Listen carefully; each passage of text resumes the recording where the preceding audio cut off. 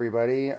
Thanks for joining us here on Burling's Beard. This is a Sweet Twitch RPG that we do. We're playing some D&D 5th edition. We're going to be playing the Minds of Madness, if you couldn't tell.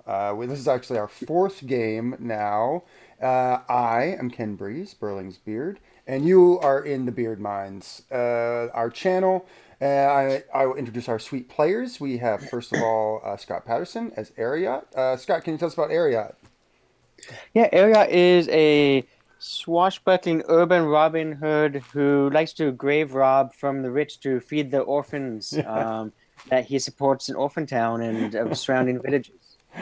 Orphan Town And the has, Mines of Madness treasure. yes, Orphan Town has become like a really important part of the campaign world. I just want everyone to realize that at this point, that it's the only settlement that we've talked about outside of the Minds of Madness. All right, and next we have Anastasia playing Magnus. Can you tell us about Magnus, Anastasia? Yes, Magnus is the bard extraordinaire. Don't mind the green skin or the teeth jutting out of his lower lip. I swear he doesn't bite much. He just goes around, goes where the wind blows, seeking adventure and fame and whatever material he can use to write new songs. Yes, exactly. We talked about some of his song titles last time, and people really got a kick out of that. Yeah. Yes, they did. I had a list of songs, but I can't remember where I That's jotted them okay. down. That's okay. Batten down the hatches was the one that I remember really liking. That was a good one. Yes, that's his bar crawl. Exactly. Goes to the bar, he batten down the hatches. Batten down the hatches. Chug those ales. Cool, cool, cool. So last time we actually have played three times now. This is our fourth session, and so the Minds of Madness have been very difficult for the group, but they have also been very profitable as the group has been able to find all manner of treasure and magical items within the mines themselves. Ariat has found a magical ring. Magnus is wearing golden elven chain armor and is carrying a dwarven hammer. And Levius has found an elven short sword that glows with bright blue light when when orcs are around. So Magnus causes this dagger to shine all the time. Last time, Magnus and Levius returned to the Mines of Madness from Orphan Town after finding a buyer for all of the relics that you had been taking out of the mines. Ariat stumbled out from the mines where he had almost died and had been lost within them and was thankful to find the exit, but had decided that, of course, you guys are here to find the Forever Stone, the lost artifact that grants eternal life among many other powers. Legends say that evil wizards and dwarves locked this artifact away before killing each other in a bloodbath, and thus the artifact was lost for centuries. Your group has been able to find a pathway to the Mines of Madness, and you have now been plumbing the depths. The last we left our characters, you had fallen prey to a reverse gravity trap. You had been in a spherical room where there had been a corpse of an elf with golden armor that has now been stripped of them, of course, as well as a glowing gem. You guys went into the room and the trap was triggered, and you all flew up to the ceiling, smashed into it as spikes popped out, and then hit the ground as the reverse gravity cut out. This is now about an hour after that, where you have taken an hour to take a rest and regain some of your vitality. You are still in this spherical room. The way that you have most recently come from, if you'll remember, there's a stairway behind you that leads up to a grinning dwarf who has his hand out like this, and you have all shaken his hand and gained some special knowledge. Ariat, could you please read the special knowledge for us? Let's see. Beware the green dragon. Yeah. Yeah. Okay. Any more? Just making Any sure we're other on the same knowledge? special knowledge Any page other here. knowledge? So, Yeah. do not face the golem without the pick. Uh, the Gorgo knows the command word. Good. Um, Yep. yep. Perfect. And yeah. We also have a friend that loves to hug. That's along with us. totally correct. Yes. And thank you for reminding me. There is an NPC with the group, a goblin that they saved on the upper levels from some cockatrices that had turned his goblin friends to stone and almost turned some of the heroes to stone. Hug Hug, the goblin is with you. And true to form, he is currently hugging Magnus's thick thigh and looking up at the half orc, going, Hug Hug. Ah. Magnus flexes his thigh a little, just like, ugh. Yeah, Hug Hug sort of stumbles backwards a little bit. His hug broken, and he looks back longingly at the way you've come, but isn't really saying or doing anything. What are you guys doing? I think we should keep moving forward deeper into the mines.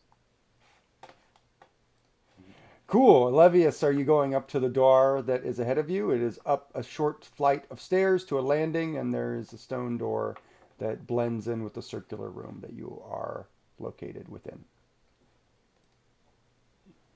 Sounds like a good plan. Is that right, Levius? You're doing that? I look at the group. What do you guys think we should go? Which way? Yeah, I think we should go through the door, but let me check it out first. And I get a dagger out in case it's a mimic. Indeed. Ariat sneaks up to the door and first visually inspects it for traps and tentacles and other nefarious items. Very good. Please go ahead and make a perception check, area. And you're a dungeon delver. Do you get advantage on this stuff, or is it? I don't. Searching for secret doors, I believe. Right. There are no secret doors that you're searching for, at least at this point. 8 would probably not tell me much. Yeah, as far as you can tell, the colored tiles that cover sort of the floor and the walls sort of end at this door. It is a stone door, and as you can see, it's not trapped or locked. It looks like that you could pull it open. Okay. I'll put my ear to the door, but as I'm doing so, I'll keep my dagger against the door as well, so I can stab it in case it comes out and tries to eat me like it did before. You got it. Cool. You pull it open, and ahead of you with your dark vision, as the whole party has dark vision, including Hug Hug the Goblin, you haven't actually lit a torch or a light in this place. But because the gem in here is glowing with bright light, there is bright light all around this room. And the sword. And Not to mention the sword. The sword, yes, of course. But neither of those things being in front of you, area, you're able to see that the corridor goes down about 50 feet and then turns to the right. Seems to corkscrew down, in fact. Okay. Cool. That's definitely what you see. Mm-hmm. Cool. I'll wave the other guys up. This is a clear. Yes. So far. Then let's go. All right. Ariat will take point and start and look for doors, traps, tentacles. Awesome. Ariat cockatrices. sneaks down, taking point. Levius and Magnus behind him. The tunnel, rough worked stone. You guys can definitely feel like you're deeper in the mines. The tunnel corkscrews down to your right, and you feel like you're going deeper and deeper until you get to the end of the sort of the grade going down, and you see another long hall in front of you with many different wooden buttresses on the sides of it holding it up. It looks to you as if it is probably about 60 feet long, and at the end of that 60 feet, just at the edge of your vision, you can see it looks like a T intersection is at the end of this corridor. Ariat, do you want to check for traps, or do you just want to keep going? Yeah, let's be cautious here. We've already made it this far and we're pretty beat up. Ariat cautiously looks at the beams and the ceiling and as well as the floor, but especially looking at like, is there going to be a cave in or is it like a trap through that could flatten us? Area, you can see that these buttresses look very similar to those you've seen higher in the mines, whereas they're very old and rickety. You think you could hit them and maybe cause a cave-in if you wanted to, but you don't see any traps that might cause a cave-in if you were to go this way. Okay. Yeah, now I will say, Yeah, it looks safe so far. So let me strike out a little bit further before you guys follow, and I'll go ahead and dashingly step forward Indeed, and you go walk the down the hall full looking. 60 feet as you get to the T intersection. Looking to your Good right. luck. Magnus's voice sort of echoes a little bit in this part of the mines. His deep Elliot voice. visibly cringes at his stealth being broken. uh, and as you get to the T intersection area, you can see that to your right it goes in about 10 feet, and then to your Hmm. left, and then is a dead end wall, and to your left, it looks like it goes down past your dark vision 60 feet, but it looks like Hmm. only maybe about 30 feet away from you to your left. Is another sort of T intersection, or at least a cross section, so like a four-way intersection, and it actually looks like Hmm. that a lift, like a mine shaft, is there as well. Okay, cool. Um, And you can also see I'll even w further past that mine shaft in that four-way intersection looks to be another exit to the left of the corridor. okay, cool. I'll wave them up, and while they're coming, I'll look at the investigate the 10-foot area to the right. Cool. Make an investigations check. Uh, Okay. Magnus, Levius, you guys are coming up. Your dark vision, Hug's sort of with you guys, sort of more behind you, Magnus. What'd you get, Ariat? I got a one on the die for a Nice. total of four, so Nice. I am seeing Yeah. This dead end to you looks definitely like that. Like the dwarves stopped carving the tunnel here. Maybe they were going to continue, but they didn't. This just seems to be the end of a natural tunnel that was dug out of here and picked out of here. Levius, Mhm. Magnus, as you guys come up, you can definitely see everything that I've already described. It looks like the only way forward is to your left, where a corridor goes down. And I think Levius, Magnus, that's all you guys see. It looks very dusty here. Wait, Hmm. this does this seem similar to the death ball? In like how the death ball, there was a quarter that went off and it ended, and then there was another quarter that the death ball came down. Does this seem like it has the same vibe as that quarter? Uh, yeah, are you trained in Arcana? I am not trained in You're Arcana. not. That's for other people. Um, you don't see anything that would trigger that. Like you don't see any runes or glowing. You don't have a weird Mhm. feeling or anything like that. But Okay, possibly you can. Who knows? cool. You can talk to your Well, party. Maybe they. Who knows? Maybe they have more. Who knows? Magnus knows nothing about this. Well, he kind of knows about the death ball Mm. from word of mouth, but that's about it. So he Yeah. doesn't really care about it. Hey, It's just Levius, does this remind you of the Death Ball quarter at all, or is it just my imagination? Yeah. I look around. I see if are there any similarities. Make a Arcana check. Uh, if you're trained in Arcana, I guess that. Uh, I'm not trained in all Arcana. right. Yeah, you can make an Arcana check though. If you'd like. I made 17 on a die. Oh, hey, that's pretty good. What is that? Your result? Yeah. All right. As far as you can tell, there isn't any magical stuff going on here. Nothing. None of the trappings of magic are here, as far as you can tell. It just looks like a dead end to you. Your elf eyes, though, do sort of catch Levius that it looks like there are fresh tracks here. It looks like people have walked this way before. It looks to you like maybe a three sets of tracks, two medium-sized creatures and one small creature. Okay.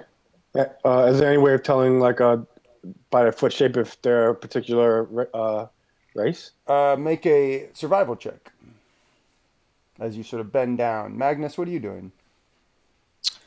um.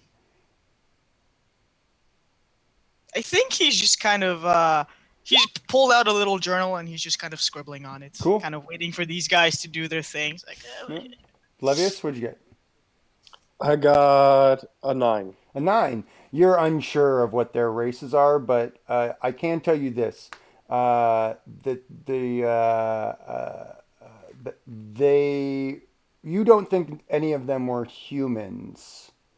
You don't think any of them were dwarves, but that's about all you can rule out.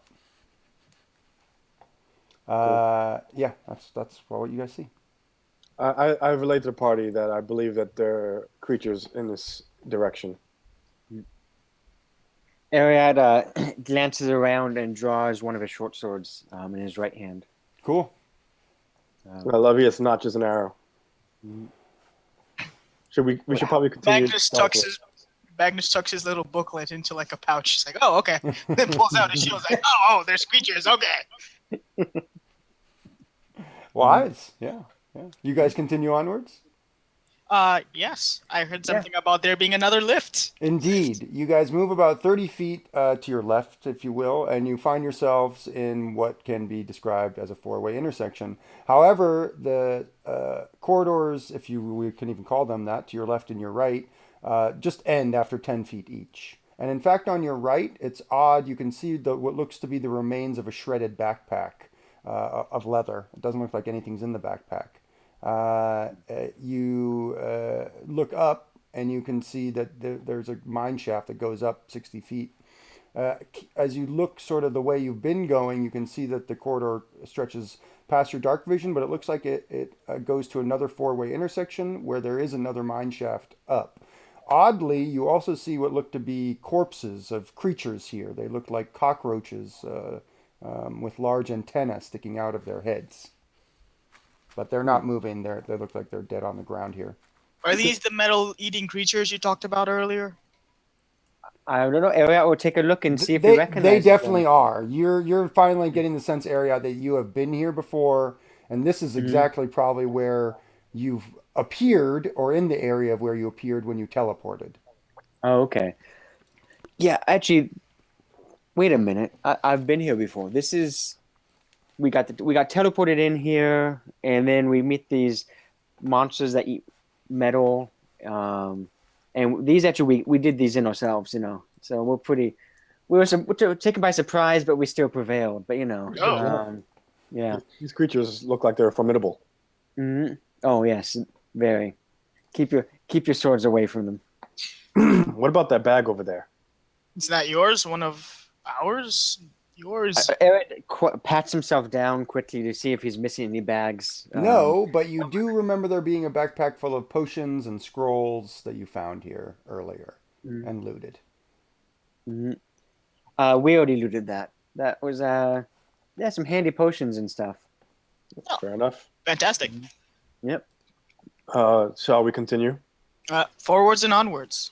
Yep. Cool. You guys continue for about 20 feet, and then off to your left, you see a corridor going down past your dark vision. Ariat, you and your group did not go down that way. You guys went up mine shafts from this area. Okay. Yeah. Yeah, because we were pretty messed up at that point. I You think. were.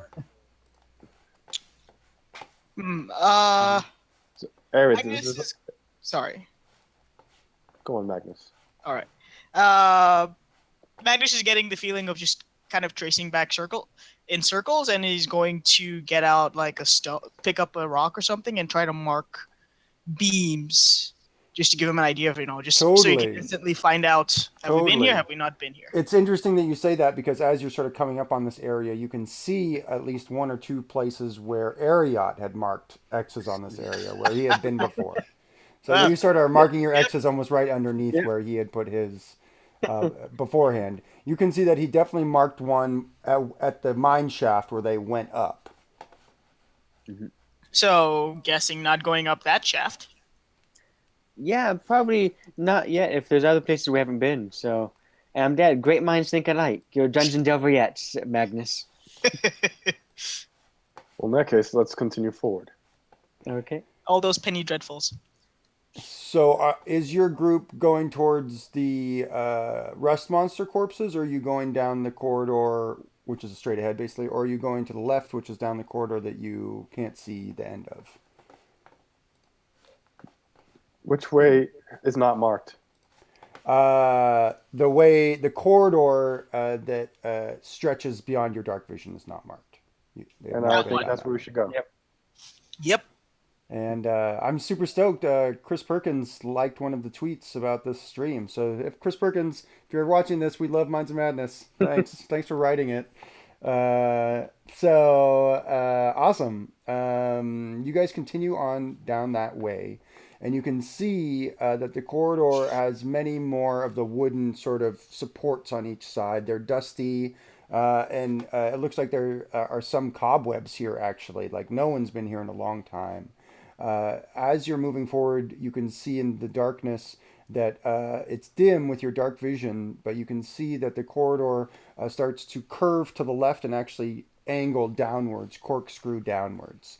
And you're slowly sort of following down that way. And I need all of you to make stealth checks, please. Yeah. Yay, yay. All right, what'd you get, Ariat? Ooh. 17. Nice. And how about for you, Magnus? An 18, despite all the Nice! clanking. Again with the 18. Levius? Another 18. And I got 22. Nice. You guys are definitely a very quiet party as you move forward. You can see, Ariat, as you're taking point, that the end of the corkscrew downgrade ramp, if you will, is coming to an end. And ahead, it looks to you as if the corridor continues, and it looks to you as if it continues and then curves to the right. You can't tell if it's going up or down. It's a little too far away. But what you can tell is there are a lot of wooden supports here, and specifically one section of the ground has two 12-foot long wooden beams spanning the 10-foot wide shaft. You're not sure how far the shaft goes down, obviously, but the tunnel continues ahead beyond the shaft, and that's where you see the wooden supports and the sort of the curving to the right. What would you like to do? Okay. Do we still see track? Oh, actually, Levis, do you still see the tracks? Are those creatures ahead, or we lost them? I look around. Levius, you get the sense that the tracks that you saw were actually the tracks of your friends that were here before. Ariat's tracks and the tracks of the other companions that were with him, but that have now been lost somewhere in the Mines of Madness. Okay. Yeah. No, I don't see tracks here. This seems to be untraversed. Magnus is going to very carefully move to the lip of this chasm, you said? Totally. You can And just kind of peek that down. yeah, Make sure there aren't any writhing tentacles, you know. totally. Carved into the floor near both sides of this mine shaft is a word in Dwarvish script. It says, since all of you read and write and speak Dwarven handily enough, it reads Creamhold, Krimhold, in Dwarvish script. And so, yeah, that's sort of what you guys are seeing. Does it strike any kind of thing? Is it like a magical rune or something of their history? You should make a history check, please. Oh, yes. Let's see. That's a 12. Okay. You get the sense that this creature, this dwarf, was probably maybe dwarven royalty. You're not sure what their specific history is, but it has a ring of dwarven nobility to you. Okay, so it's more of the name of a person as opposed to the name of some kind of magical trap. That's right. That's right. Okay. We're fine. It's just a name. I don't know if we're fine necessarily. Every trap that we've run into was named after someone so far. Yeah. Maybe there's a historical significance to each maybe. trap. Elliot will check it for check the rune for traps. Does it seem like the rune at the entry to the mine that blew up on us? No. It seems like a number of runes put together to spell out this name. You guys can see that the shaft plunges past your dark vision, past 60 feet. You're not sure what's at the bottom. Yeah. I don't think we should jump down that hole.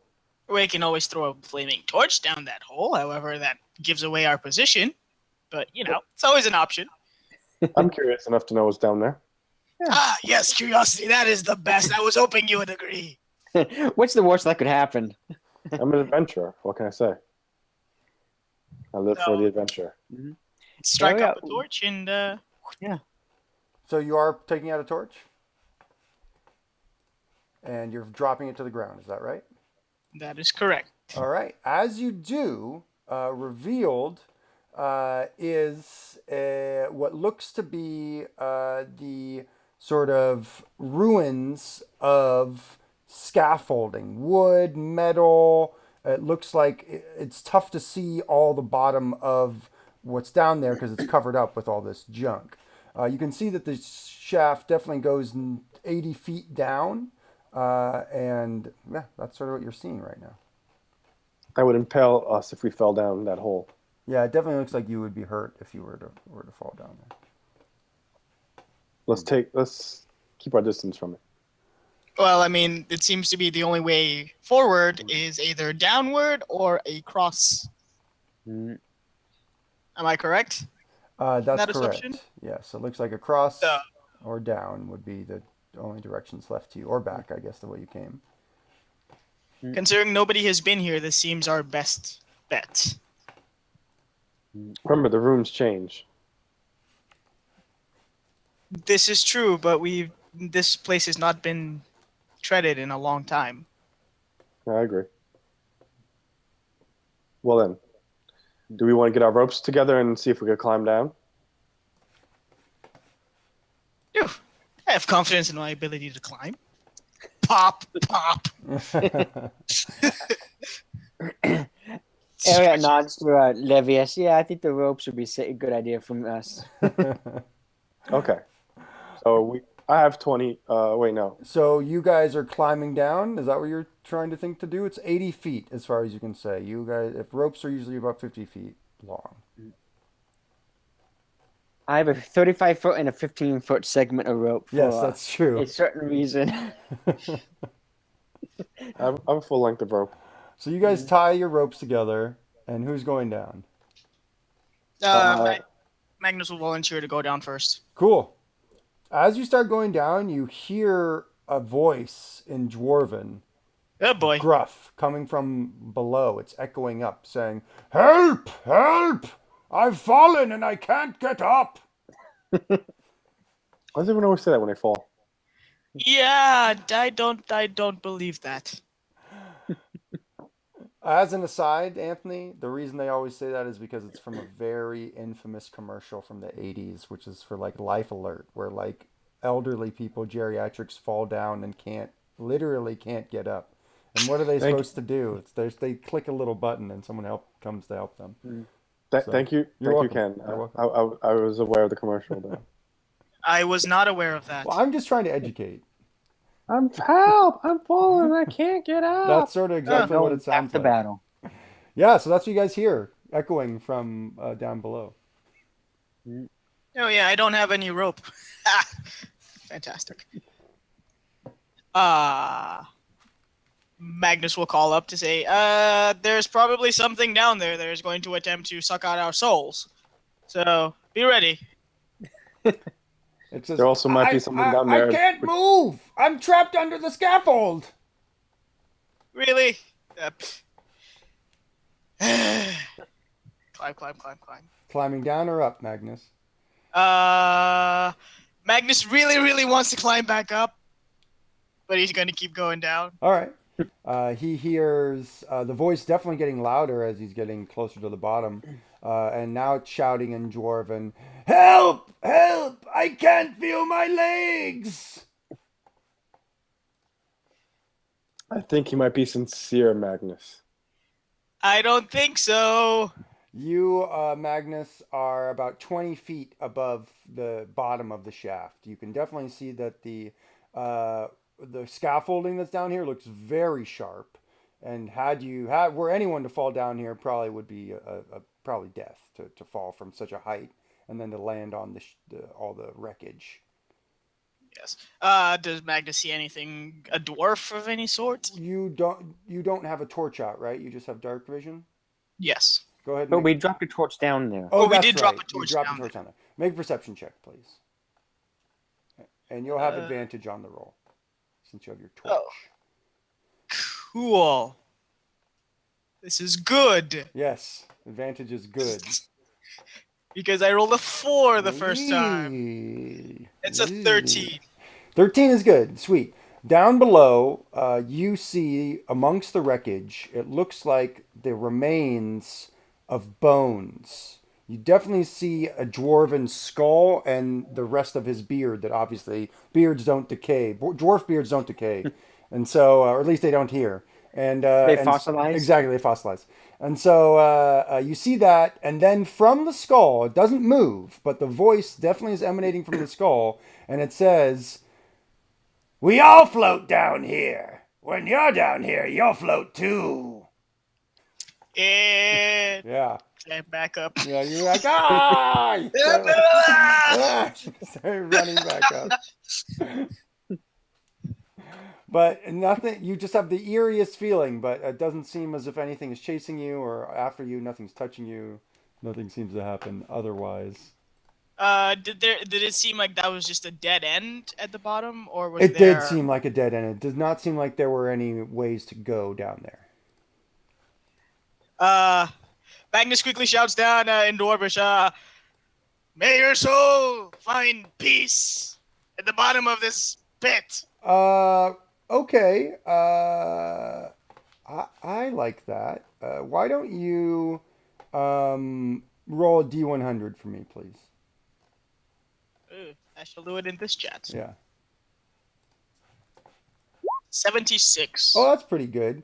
I think you hear the voice of the dwarf say, "Thank you, holy man," and the voice sort of seems to like echo away and sort of disappear. You definitely feel like there may have been a lingering spirit down here that you have put to rest with your words and your kindness for even just going down there to see what was up. Awesome. Magnus is gonna climb up, get up there. It's like, so, there's nothing down there anymore. I think we should go across. There's What, Sure. any more? As in, there was something down there? a spirit of some sort, yes. But I wished his soul peace, and that seemed to have contented him. And he might have, or she, has departed this world, I hope. Well, you are truly a job. bard of great power to soothe the souls of the dead with your words. Heroic pose. Yeah, maybe now's the time for a poem. Possibly. Yes. Well, unfortunately, the poem that Magnus has does not involve the dwarf. It Oh, that's involves okay. the elf that he saw in the other room. Oh. Yes, it is, "O elf in gold in these forsaken halls, a wasted death among these old stones. Normal lies at the line as the illusion unfolds." Cool. Cool. Oh, yeah, applause. Yeah, Hug starts crying. Moved to tears That's by the art. Yeah. that's hug on the head. Magnus, you must survive these minds of madness so that others can hear your poem. I plan on doing so, and it will not be just a poem. It shall be an epic tale. Sounds like you have a lot to say about this man clad in gold. Yes. So, how do you feel about your names and tales? Hey, spreading around. I aim to make fame my own either way. Aha. Okay. Privacy clause. Nah. Hug gives full rights. All right. So I guess we should cross. Indeed, you guys Yeah. are able to cross. The corridor leads to that right-hand turn, and you can see that right-hand turn stays level with the level that you're on now. And it seems as if it goes probably about 30 feet forward, and then there is a T intersection. It looks like one. Yeah, that's sort of what it sees. It seems like the pathway on the right, though, it seems like that might lead further down as you can see it angling down just a little bit as it sort of curves more over that way. I look around and see if there's any noticeable markings. No, you don't see any footprints or markings on the walls, nothing like that. Which way does everyone plan on going? The one that angles down. And Yes. as you guys get to that T intersection, you can see that to the left, it looks like the corridor goes down about 10 feet, and it's actually much more worked stone here. It looks like a worked stone corridor on the left, and that goes down 10 feet and stops at a stone door. On your right, it looks like it continues to be more naturally worked stone, like it just was carved out instead of like blocked and, whatever, cleaned up. And that does look like a more of a mine shaft tunnel curving down, much like the other ones you have seen before. We can certainly give the mine shaft a quick glance, but I think the stone door is our best bet. Sure, Magnus. You guys move over to the corridor that's angling down. You can see it is again a more of a corkscrew mine shaft that you're not sure where the end of it is. You would be following it down. You want to go down? Kind of curious about the door there and that warped stone, but I don't know. That seems a little easy. Going further into the mines probably makes more sense. Check to see if it's a real door or not. Oh, Yeah, as you guys are looking at the door, it is stone, but it's odd to you. It looks to you as if there is a doorknob on it, and it also looks to you as if the best way I can put it is the stone door is carved sort of in the likeness of a grinning dwarf's face. Its mouth forms a 3-foot wide hole that passes all the way through the 6-inch portal. So you can see through the door, through the mouth. There's also a stone doorknob to one side of the graven visage, which suggests that the door can be opened conventionally as well as crawled through. Carved above the door are wards in the dwarvish script. They're about 10 feet away. It's hard for you to sort of see what they are, but I assume you're getting a little bit closer, and you guys can see that it looks to say on this side of the door where you are, it looks as if above it in Dwarven it reads, "One good turn deserves another." okay. Looking through the door with your dark vision, you can see that the corridor behind it goes about 20 feet and then turns to the left. You can see just at the edge of your dark vision on the left there that looks to be the end of a stairway that seems to maybe go up. Is the visage or the door itself the same as that laughing or the grinning dwarf that was above the door No, going to the it circular looks a trap? little different. No. Okay. Mhm. One good turn deserves another. Is there anything that could fit in that hole around here? No, it doesn't look like there's anything around here that might perfectly fit the sort of. It's more of a grinning, so it's like a half moon or a crescent moon shape. But somebody small could fit in there and crawl through. It's 3 feet. I mean, it's sort of a 3-foot wide hole. So yeah, most definitely a small person could go through there. A medium person probably could as well. Yeah, Ariad glances at Hugs. Kind of says, Yeah.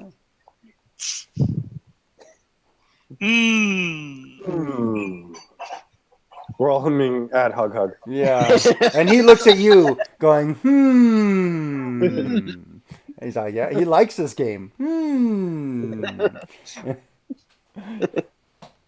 I wonder if somebody has to go in there and then open the door for the next person. Hug, go in the hole.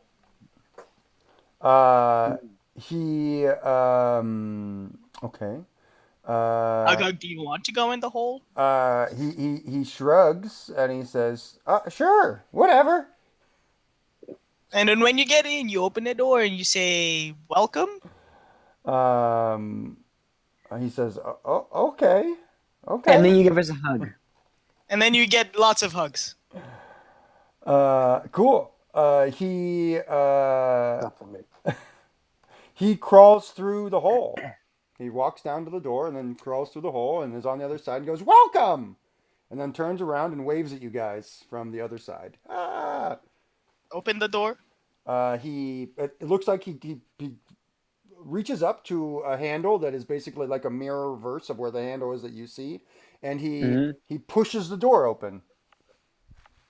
It is now open, and you guys. It looks like a pretty heavy solid stone door, but oddly enough, it looks to you like there are hinges on both sides, so it could either be pushed or pulled open. But Oh. he has pushed it open, and it seems as if he's about to walk through. Okay. Wait. He stops. I like this game.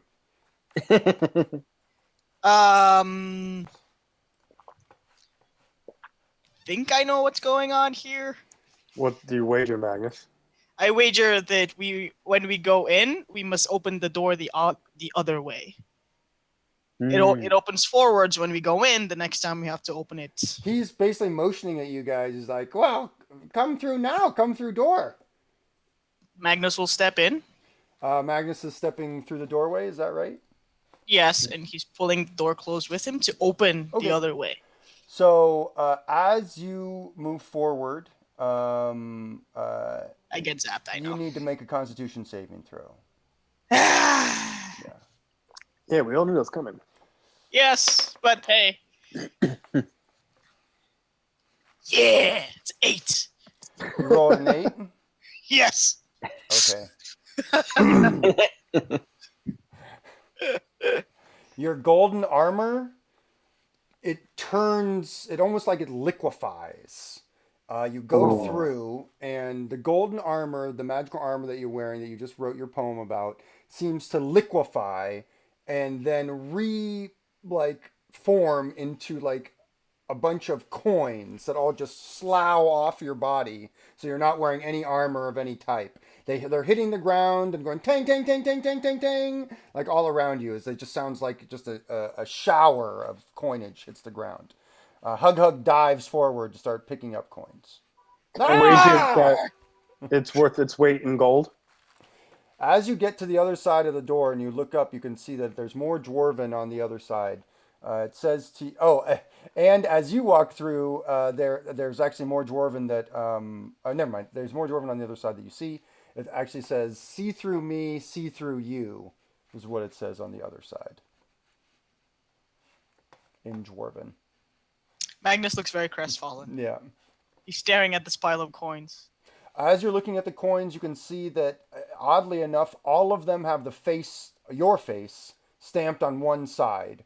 On the obverse side, on the opposite side, as stamped in dwarven, some sort of, I guess, like a truism or common sense wisdom that says, "A fool and his money are soon parted." But I didn't But even have money. It was just my armor. But It makes no sense. the minds of madness. I'm sorry, Magnus. I hope you weren't too attached to that. Kind of was, because I don't got my armor now. Yeah, you definitely don't. And you can see, Magnus, that basically just a few feet off and to your right, or excuse me, to your left, it looks like there are stairs that go upwards. Not down, but up. I don't believe we want to go up, do we? Probably we'll save that for later. It seems like we should be going further down into the mines, but Seems to me that there's a goblin, a gargoyle that has a command word. yeah, that's correct. The gargoyle knows the command word is one of the clues that the statue gave us. What does that have to do with this?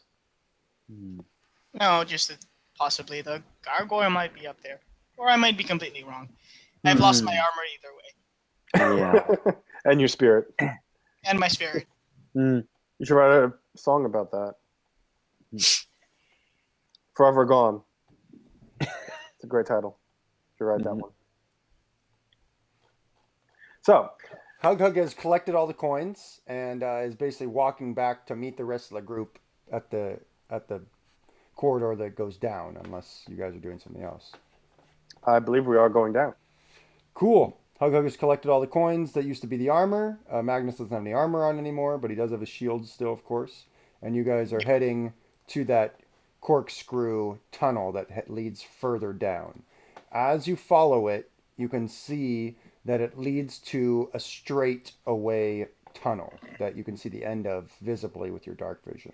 It ends in a plain wooden door with an iron doorknob and hinges visible to you on this side. There's also a raised alcove, it looks like, about 10 feet wide and 5 feet deep. It seems to be carved into the wall on your right. You're not sure what's in it exactly. Magnus, what did you do with the armor you came into the mines with? You left it with the corpse, or? You still have it, I think. Oh, okay. You can put it back on. Awesome. Yeah. Like, just give me a moment. Let me... We can take a short break.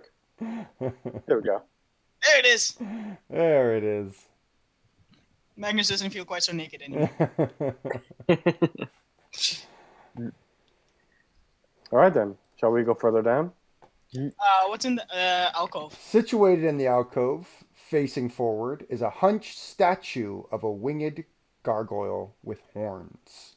It Oh, cool. has, it's sort of situated in such a way that it is sort of, the best way I can put it is it is pointing forward.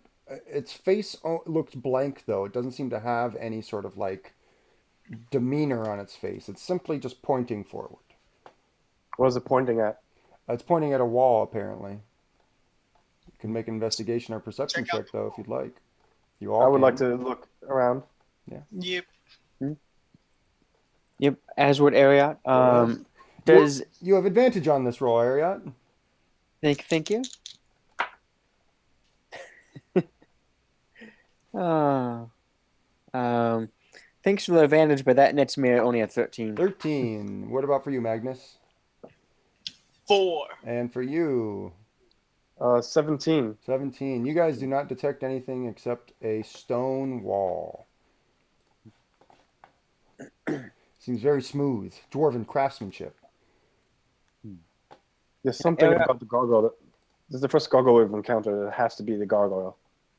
Looks like a stone statue to you, a gargoyle, yeah. Yeah, seems likely. Ariat will examine the statue first visually, and if it looks safe, then feel around the go-go. Feel Make up the go-go. you can make a investigation or nature check. It's up to you. Okay. I think investigation sounds pretty good. Go for it. Hey, there we go. 19. Yeah. As you're examining the gargoyle, its eyes are following you. Very, very, very slowly, almost imperceptibly, but it definitely is watching you. Mm-hmm. But it hasn't moved, Oh. hasn't done anything. Hey guys, do you ever get the feeling like you're being watched and like pointing at the pointing at the gargoyle? Yeah. That's kind of my job, is to be watched. I notched an arrow and I pointed at the statue. Yeah, Point back away from that. You don't need to. Eric goes, Psst, hey, you gargoyle. What's the command word? It says glitter dark. Glitter dark? That's what it Are you says. like... It just says that. And as it says that, you guys can see exactly where it's pointing, exactly where you're looking. It looks like there is, in fact, a very, very well crafted and hidden secret door. And as it seems as if that command word being uttered, the secret door swings inward, revealing silently a tunnel that leads forwards, probably about 50 feet, 55 feet into a larger chamber you can't see much of. That, Well then. I Magnus wasn't goes, expecting that. appreciate it, man. Yeah, thanks to the gargoyle. It does not respond to you. We don't have to pick, do we? You do. Or we have the We do. mental pick. Yep. Just making sure we're staying on Technically, the... Ariat has it. Well then, shall we? We should. Ariat, Yeah. you also remember seeing on the deed for the mines that you had that these were once called the Glitter Dark Mines. Ah, thank you. I forgot that. Yeah. Oh. Okay. Cool. You guys leave this area and just start heading into the next chamber. Mhm. Ahead, as you arrive there, you see a 30-foot square chamber, 30 by 30 by 30. Most of its walls are covered with ghastly painted murals depicting piles of dead adventurers, except in the middle of basically the wall that's on the opposite of you where you came in, where there's set a 10-foot wide floor to ceiling slab of polished black obsidian. So it is 30 feet tall and 10 feet wide. In the middle of the room rests a blood-stained altar, splayed upon which is an armored corpse with a ceremonial dagger sticking out of its chest. And that's what you guys see. It seems this is where a lot of adventures have come to their end. But no, how did they get here? Are there actually? Is it just murals of dead bodies? Or are there actually any dead bodies aside from the one armored guy? You don't see any other dead bodies aside from the armored guy on the altar. So you said I'm sorry. You said the altar is 30 feet tall and 10 feet wide. No, I apologize. No, the altar is only probably about I don't know, 5 feet tall and 5 feet wide, maybe 4 feet tall, 5 feet wide. I'm talking about an obsidian block that is in the wall, the opposite where you came in. It's 30 feet tall and 10 feet wide. It seems to be a part of the wall. Gotcha. Is there any markings on the ground, or does there seem to be any markings on the obsidian stone that we can see from where we are? Not where you can see. You probably have to go over there to look a little bit more closely at it, which sounds like that's what you're doing, Magnus, that you're going over to the obsidian block. How about for you, Ariat?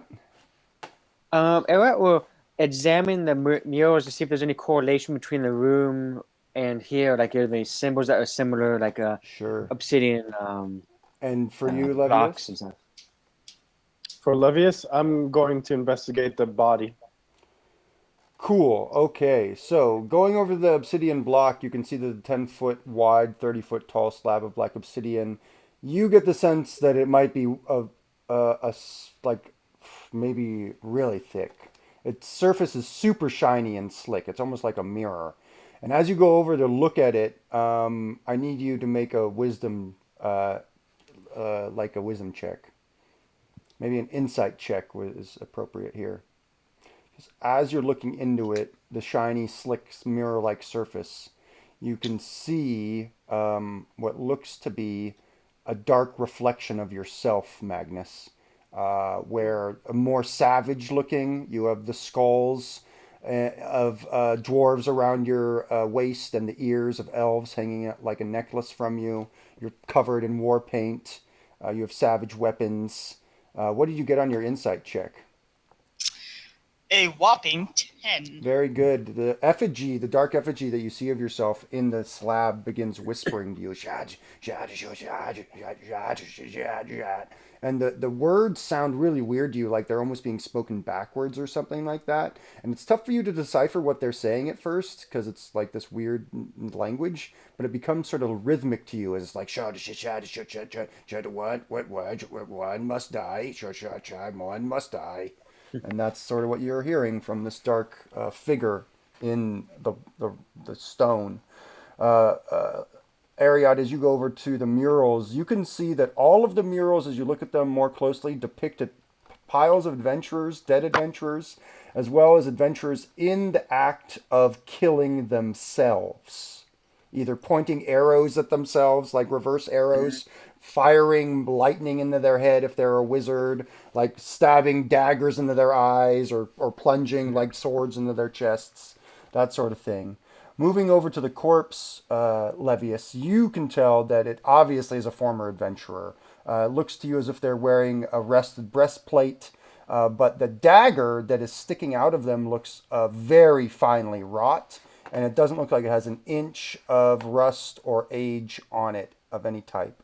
And in fact, the top of it, the pommel, is a grinning skull's face. As you're looking at all this, it looks to you as if this body, the corpse, as if both of its hands are clutched around the dagger and they plunged it into their own chest. Also, could you make an investigation check for me, please? Investigation's wisdom. It's intelligence. Perception is also appropriate. 9. You can do perception or investigation. It's up to you. I could do a perception. Yeah. 14. Cool. Yeah. With perception, you definitely can see that it looks like the altar that the corpse is on. It looks like that's quite bloodstained. You don't think it could probably be moved, but it looks to you as if there are grooves carved into it that funnel any blood that comes out of the corpse that is killed here into tiny holes that seem to carry it underground, deeper underground. Something dark has happened here. This weapon, possibly even cursed. Yeah, This- the murals depict suicide, the adventurers committing suicide or killing themselves. Is that I just saw a very savage version of myself whisper to me, "One must die. One must die." I see. But perhaps as madness, maybe no one must die. And that's why everyone ends up dying in this room. However, thank you for telling me that you saw that. I go up to the obsidian wall. Cool. I'm gonna guess that everyone goes up to the obsidian wall at this point. You all see dark reflections or shadowy reflections of yourselves in the obsidian wall. Ariat, you can see. Obviously, you are a slaver of children. You have them on chains behind you. You are, you know, the dictator of Orphan Town, Orphanburg, as you call it. And Levius, you can definitely see that your character seems more as if you have turned into like a tax collector of some type. Like you have very ostentatious clothing, and you have many sort of like pelts of endangered animals that you're wearing, and gaudy rings and stuff like that. And you guys should both make insight checks, as you can hear the creatures whispering dark chants towards you. I'm okay, Evil being. chants. Yeah, you already Oh, heard fear. it. You already heard it. I got 10. 10. And how about for you, Ariat? I got 8. 8. 8 is not enough, unfortunately, Ariat. That you are too just unnerved by seeing this. And the words that this creature is trying to speak to you, you just can't even listen to it. The Levius- orphans. Yeah. I would never do that to you, I swear. And yeah, you can see your dark reflection like holding up orphans on chains. Like just evil. Timmy. Timmy, no. Levius, you though are able to hear your dark reflections, your shadow reflections words as they say to you, "One must die to go forward." I repeat. I repeat what I hear over and over again. It's like, one must die to go forward. One must die to go forward. He's ensorcelled. Quick, what do we do? No. I'm trying to think. What could this riddle possibly mean? The body. Were there any signs of struggle? No. In fact, if anything, it looks to you if there was not any sign of struggle at all. It looks to you like you should all make a medicine check, actually. Let's do that as you guys are looking at the body. Medicine? Yeah. Oh, sweet. 18. 18. Ooh. 14. 14. 17. No, wait. 18. 18, great. You guys can all tell, but especially Ariat and Levius, that it looks like the blade was thrust in cleanly, very quickly, and it definitely looks like that this person did it to themselves. That they committed suicide here. What's Hug doing? He's eating a ball of lint that he's found in his navel. Sweet, that's actually a relief that he's... What is Hug again? A goblin? Goblin? Your favorite enemy? Yeah. I'm gonna pull Ariat and Magnus to the side. Guys, if it has to be one of us, it should be him. Where did this come from? Yeah. One must die, two go forward. I mean, don't get me wrong. You guys are the priority over anyone we might meet here, but Yeah, no. it seems kind of sudden. Yeah, it seems it's a little too dark for my tastes. Mm. I mean, I'm all for trying, experimentation. It's all good, but I don't know. That's a little. The Hear me people out. I've killed are the people who've Hear killed me me, out. tried to kill Let- me. Let him pick up the dagger and see if it's cursed. I have mage hand. I'm not sure if you can tell as well as if you actually held the item and attuned to it. Yeah. But we can see if it, triggers anything. I think we should at least do that. Hug. Let's call him over. He looks up. Ah! Hug, hug. He sort of flops over to you guys. Hey, hug. Let me use mage hand first. Yeah. Yeah, mage hand? What's this? So Magical hugs. Magnus pulls out his flutes thing, Uh-huh. puts it to his lips, and just plays. And kind of in the air, like it just kind of swirls into existence, like just one hand just floating, snapping to the beat. Nice. Yeah, hug is like tapping his foot a little bit and like definitely watching the hand. Ah. Jets. And then Magnus, kind of takes the flute out and just kind of points towards the dagger, and the hand floats over, grabs the dagger, and attempts to Indeed. yank. That does. The dagger yanks out of the body. It sort of screeches a little bit as it comes out of the metal armor. But it is definitely held in the mage hand above the body now. Bring it a little closer, enough to just kind of look at As the dagger is drawn, the door, the secret door that you came through, slams shut behind you. Well, it looks like one's gonna have to die. I'm only half joking. I know, that's the sad thing. Glitter duck. And You so start, Ariat you runs start through the yelling, door, glitter dark, glitter dark! To no effect, your words are echoing in this chamber. Glitter dark, glitter dark. Okay. Hug I is should have seen definitely that coming. enraptured with the mage hand and the dagger. He's looking at those things. Yep, should have seen that one coming. Yeah.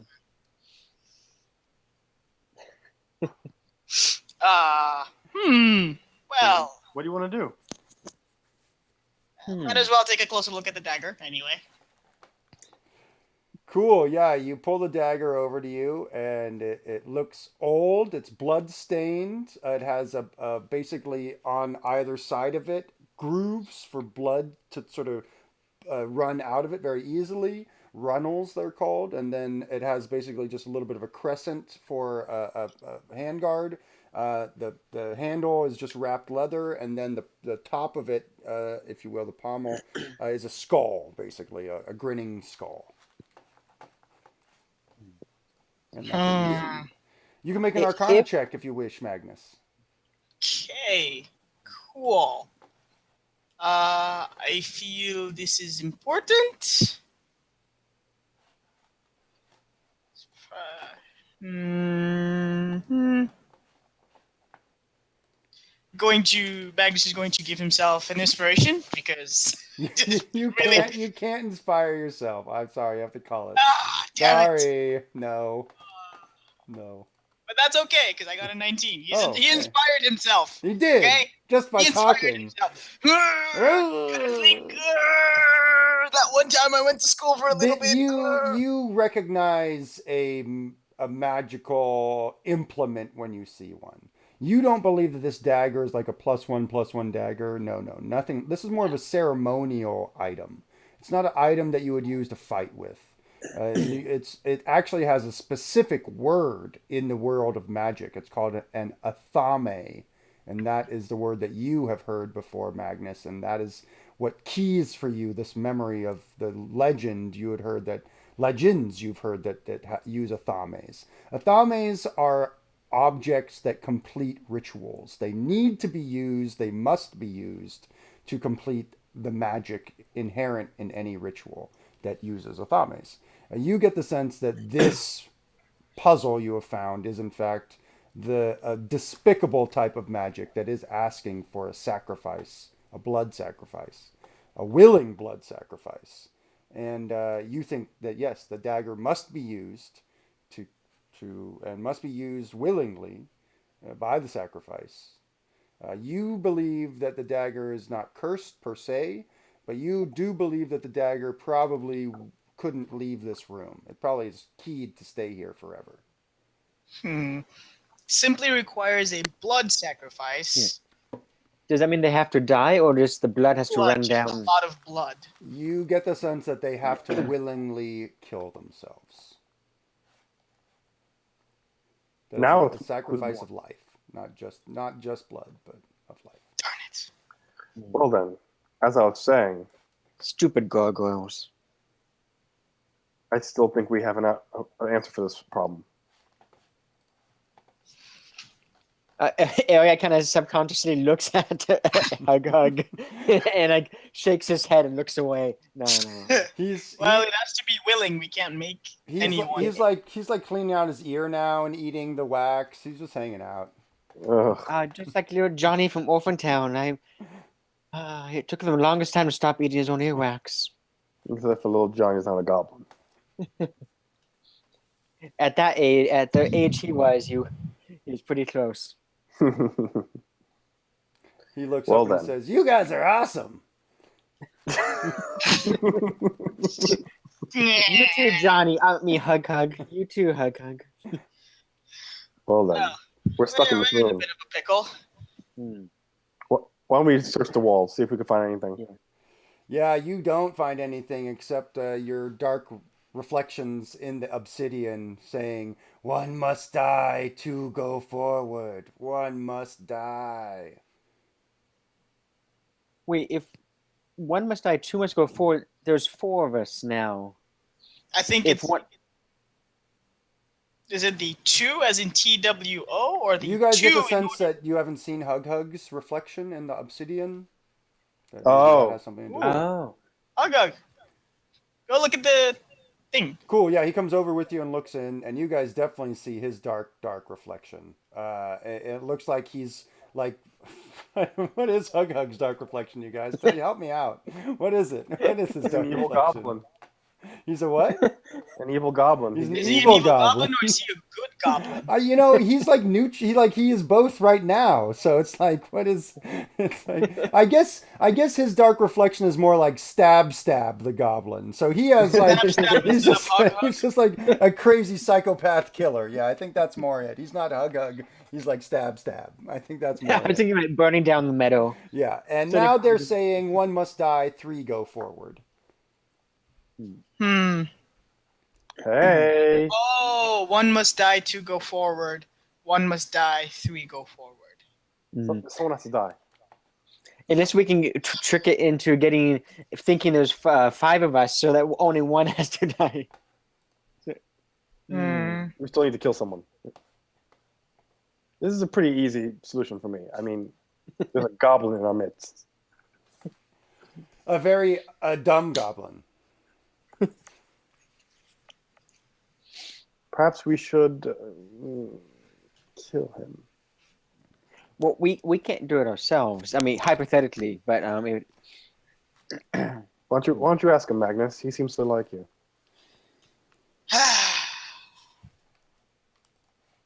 Hug. Yeah.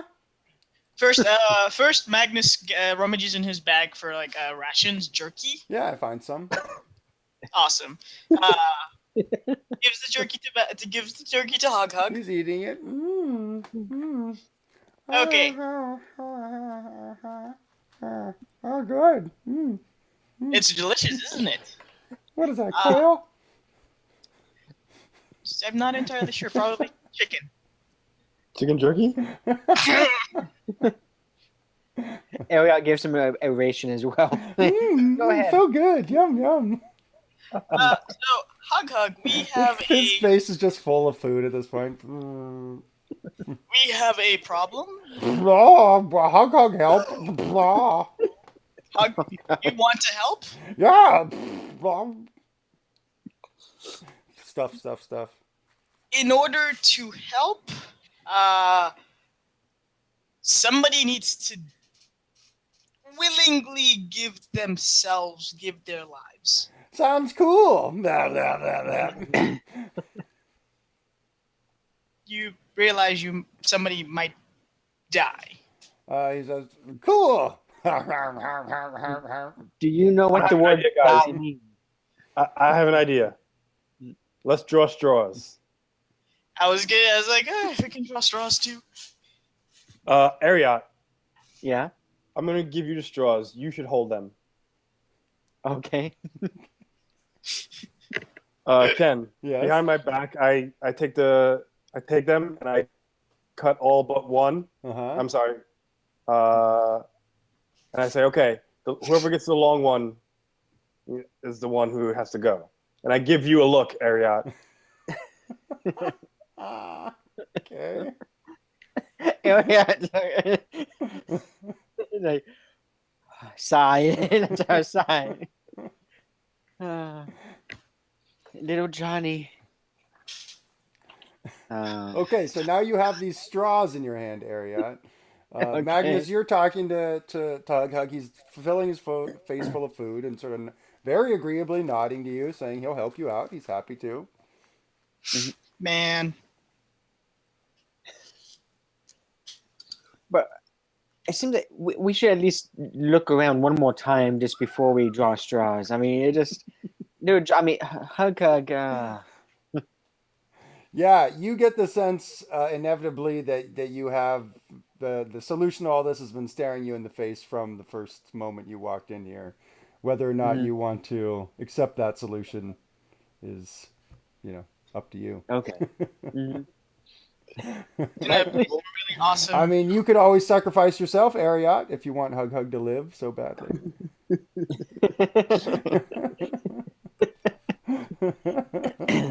Mhm. Minds of madness. So there are 4 straws. Yes, Ariat has the straws now. Yep. So let's draw straws, I guess. Who's drawing first? I'll draw first. Elliot tries to make sure that he gets the non-select straw. He gets a safe Sure, straw. I think that's pretty easy to do. I think you guys are easily able to effect a plan where you make sure Hug pulls the long straw. And he sort of pulls it, and he's like eating the food, and sort of nods, and sort of just walks over to the altar, pushes off the corpse, it smashes onto the ground, and he sort of climbs up and lies down. He's still eating, and he sort of puts out his hand like he's ready for the dagger. I hand him the dagger. And then he like Magnus says, gives him a big hug first. well, he's Biggest hug has ever yeah, had. and he gives you a big hug too, and then it's like he says, "Oh yeah," and he puts the dagger down, gets off the altar, gives everyone else a big hug. Elliot gives him a big hug, picks him up and spins him around. Thank you, Hug. He says, "You're welcome, Ariat." What about you, Levius? He's trying to give you a big hug. I hand him back the dagger. You're like, stinky baby. Woo! Cool. He puts himself on the altar, and with one hand he's eating, and with the other hand it seems as if he has some sort of dagger in his hand, and then he very sort of unceremoniously just plunges it into his chest. And as he does, you see him shake for a second and then go still as blood almost magically seems to be drawn out of his chest and starts to paint the sides of the altar and be flowing down into the floor where there seem to be tiny holes. Also, at the same time, the 30-foot tall, 10-foot wide obsidian wall piece begins to slowly and silently slide inwards, revealing a 10-foot wide corridor ahead that seems to go about 20 feet forward and then turn to the left. As that obsidian block ends, sort of sliding back into another wall and becoming flesh flush with the wall. You can hear softly, but ringing out for sure, the sounds of metal striking stone. Goosh, goosh. It's almost rhythmic. Ooh. I think we might have found our golem. Yeah, you got your hammer ready. I got the pick, and Elliot has a short sword in one hand, pulls out the pick in his left hand. You guys leave Hug Hug's body behind on the altar, moving ahead. The passage widens, it seems, into a 20-foot high cavern with large clusters of glittering red crystal sprouting from rocky outcroppings everywhere. Resting on the uneven floor are large barrels filled with the crystal in powdered form. You recognize this area to be crimsonite, the very special material that is apparently found in this mine and can be used as an arcane reagent of some type. It's very costly and desired by wizards. You Jack. can, yeah, We you should can, get some. you can Yeah, definitely definitely. see that standing in the middle of the room, pulverizing a crystal formation with its massive fists, is an iron golem forged in the likeness of a grinning dwarf. It stands 9 feet tall and nearly as wide, and I'm sure you can see exactly what it looks like by looking at our lovely graphic here. How come he only has 3 hands? I mean, I like it. I'm just wondering. Or 3 fingers. I said, Because they got late. There's like, if we put only 3 hands, we can save that much. We can save about 2 pounds of metal. It's good. I like how we Almighty continue to call them hands. Fingers. Anyway. That's what you guys see. Does he know we're here? It doesn't seem to have noticed you yet. Does the pick react at all, being in proximity to this creature? No, the pick hasn't reacted, and neither has the hammer. Though, you definitely feel as if the hammer is warm on in your hand, Magnus. You definitely get the sense that this hammer is a pair with this golem. They're the same color, even the metal that they're made out of, sort of reddish. Are there old corpses? Because clearly adventurers must have come through here if there's somebody sacrificed. There are no corpses here that you can see. No. But It's it mad. could Crimson quite Knight is it adventurers. could quite be No. possible that they've been smashed into dust over time, because it's obvious that the golem is pulverizing minerals into powder. Well then, I'm gonna hide behind a rock. Cool. Yeah, you definitely hide behind a rock. Yeah, Elliot will as well. Yeah. Magnus suddenly finds himself by himself. Wait, what? And then ducks behind a rock. Get Magnus's attention, like, and I point. And then you suddenly hear, as you're doing all the signs, you suddenly hear in your head just like, what? Whoa. Oh. As Magnus casts the message spell and is like, what? You guys are don't whispering to understand each other. You can whisper to each other from far away. It's not telepathy, but it is whispering. What? Just talk really low. I can hear you. Use your hammer to stun it, and then we'll mount a surprise attack. Okay. Takes that information and pass it over to Ariat as well. Okay. What about the pick? Any ideas how it might work or why it might be useful? I have no idea. You all What was remember that the dwarf did give you, the statue dwarf gave you a piece of advice. Do you want to read it again for us, Ariat? Yes. Yeah, do not face the golem without the pick. Okay. Is it like a control rod, maybe, or? Maybe he responds to it as the owner. As a friendly. Oh, Well then, do you want to try to speak with it?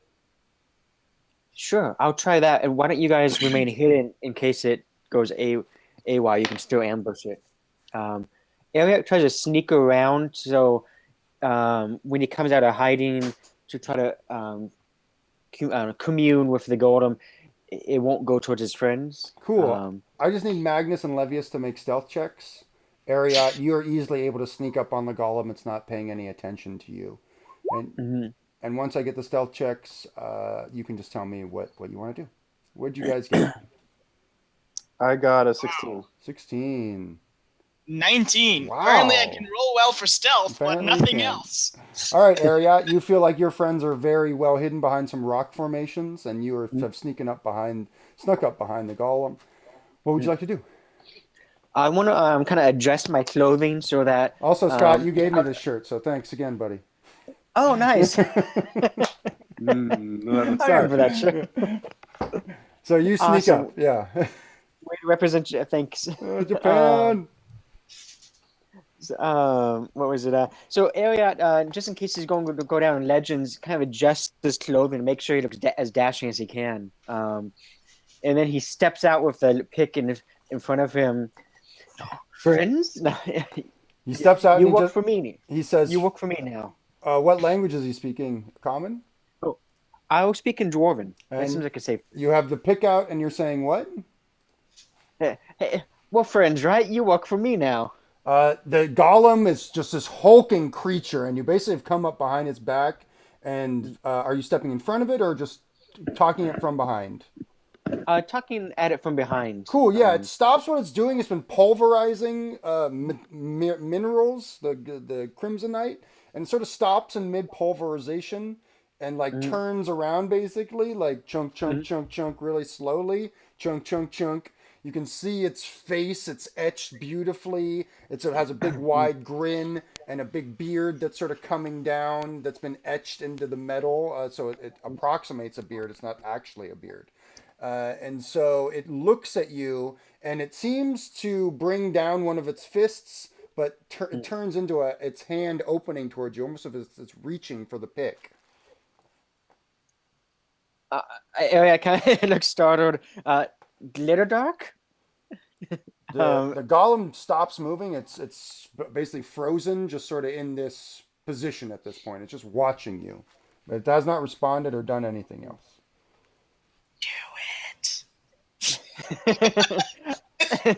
Ari, I kind of like tap twice if you want me to do it, and then just puts the pick in the golem's hand. Puts the pick in the golem's hand. It turns away from you very quickly and just starts smashing the pick into the crimsonite and just doing so much more damage than it was before, really doing its job more efficiently. It takes it in both hands and is just smashing and smashing. And that's now what's happening. It's not paying any attention to you whatsoever. You can look around the room and realize that it doesn't look like there are any exits from here except the one you came in. And it looks like there is an exit, but a big boulder has been put in the way of it that you don't think you could move. It's just like huge. A giant could only move it maybe, or someone who's really strong. It looks Like a golem. like a golem. Yeah, like a golem. Like a golem? Yeah, like a golem. It also looks to you like there is actually a little bit of space on the side of this giant boulder where it looks like a small creature could get through, but not a medium-sized creature. So if we still had a small creature in the party, They could ostensibly go through there, yes. But you also... It would need a strong creature to move it. Mr. Golem, please mine the boulder or move the boulder for me. It stops immediately as you give it that command, and sort of the pick goes to its side. It drags it over towards where the boulder is, puts it down, like thunks it into the ground, grabs the boulder with its two huge hands, and starts just dragging it out of the way. And then sort of drags it out of the way so there's a clear path, grabs the pick again, and moves back towards Crimsonite to just keep going. It definitely Thank seems you. like it is paying very close attention to what your commands are, Ariat. You definitely feel like the pick is a control rod of some type, and you have now... The golem thinks you are its master. Sweet. Sweet, you got a Eric's golem, kind of dude. rubbing his hands now. You Yeah, also... Very own golem. Yeah, that's the sense that you get that you it thinks of you maybe not of its master per se, but as its foreman, like that there are jobs that it could do possibly. You're not sure what the limit of those jobs are, but that's the sense that you're getting. Mr. Golem. The sorry. boulder, it looks like, is too big to create enough space for the golem to go through. It's only been able to make an entryway big enough for a medium-sized creature to go through. Mr. Golem, what jobs are you capable of performing? It just stares at you blankly. It doesn't seem Never like mind, it doesn't carry seem on. like it talks. Okay. Elliot kind of waves to his party and says, "Hey, let's make it go on through the border area." And it Not bad. continues to go back to its work smashing things. Can I collect some of that stuff? Definitely. There are barrels full of it, like the powdered form if you want to get some powder. There are chunks of it everywhere. There's lots of different. I'll What take as type many of chunks as I can, and I'll fill a pouch. how many Now- how many pounds of chunks are you trying to get, Levius?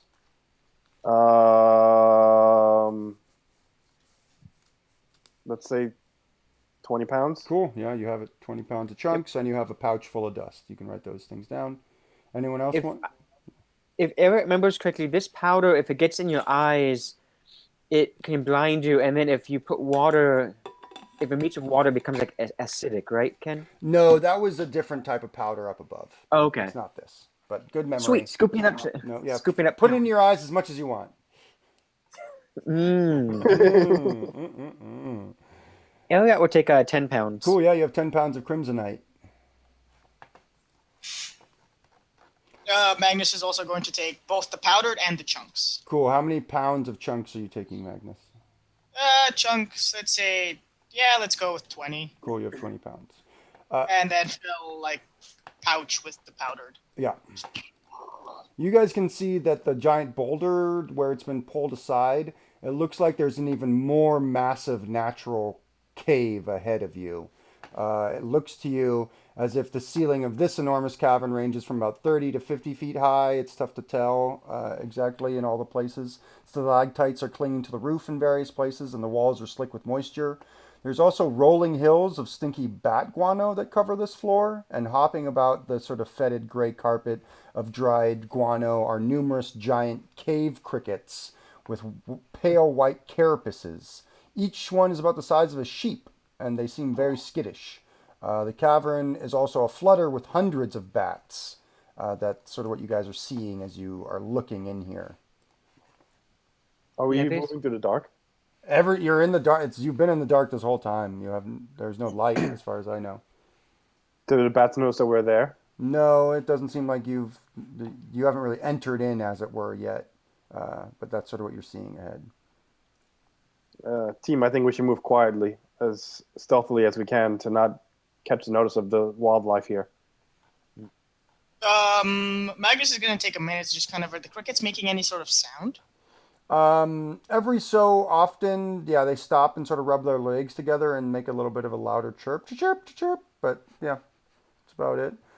You can make a nature check if you'd like. Can I help? Sure, you can make a nature check as well, or just give her advantage if that's what you'd like to do. Yeah, I'll give her advantage. Cool. 19. Yeah, great roll. These are giant cave crickets. You get the sense that they are probably more like prey in this area rather than predators. They eat bat guano, so that's what they're doing right now. They're eating the shit, basically. You get the sense that left five forms. that as prey in this ecosystem, they're probably very scared of everything, so they'll probably like try and get away or freak out, like fight or flight response. Like they'll probably just leave. Is sort of what their deal is. Magnus is just trying to get an idea of the sounds, especially if they're prey. It might come in handy if we happen to meet the predator that eats them. Yeah, totally.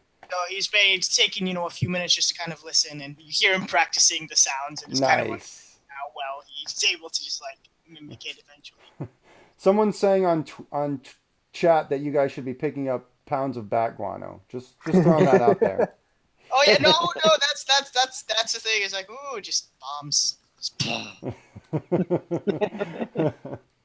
Well, thanks for that. Thanks for that suggestion. That's not a bad suggestion. Just rub it on the Pounds blade. of bat guano. Right. Rub it on the blade and have a fiery sword. You guys are all at the basically at the where the giant boulder was, looking into this large cave-like chamber right now. And none of you have entered so far. What would you like to do? Move stealthily forward. Okay. Quietly. Yep. It sounds like everyone should make a stealth check. Yep. And And if Go As ahead. we're moving, if we get close to the guano, I'll take the suggestion to pick up a little bag for a little pouch full of guano. Write down that Never you know have a when it comes pouch in full of handy. bat guano, and Sweet. we'll definitely Running out of pouches. yeah, we'll definitely thank well, I don't even know how to pronounce it. Dratsomex, I guess Dratsomex. Anyways, thanks for the suggestion. We're definitely getting some Yeah, bat thank guano you. in this game. Dungeons and Dragons, everybody. Gonna rub that back guano on a longsword at some point. I know you Oh, are, flaming sword! and that is not a euphemism. And so, okay, okay. So, what'd you get? What's your passive perception, everybody? What's your passive perception, Ariat? 13. Yeah, and yours, Magnus? 14. 14. And what's yours, Levius?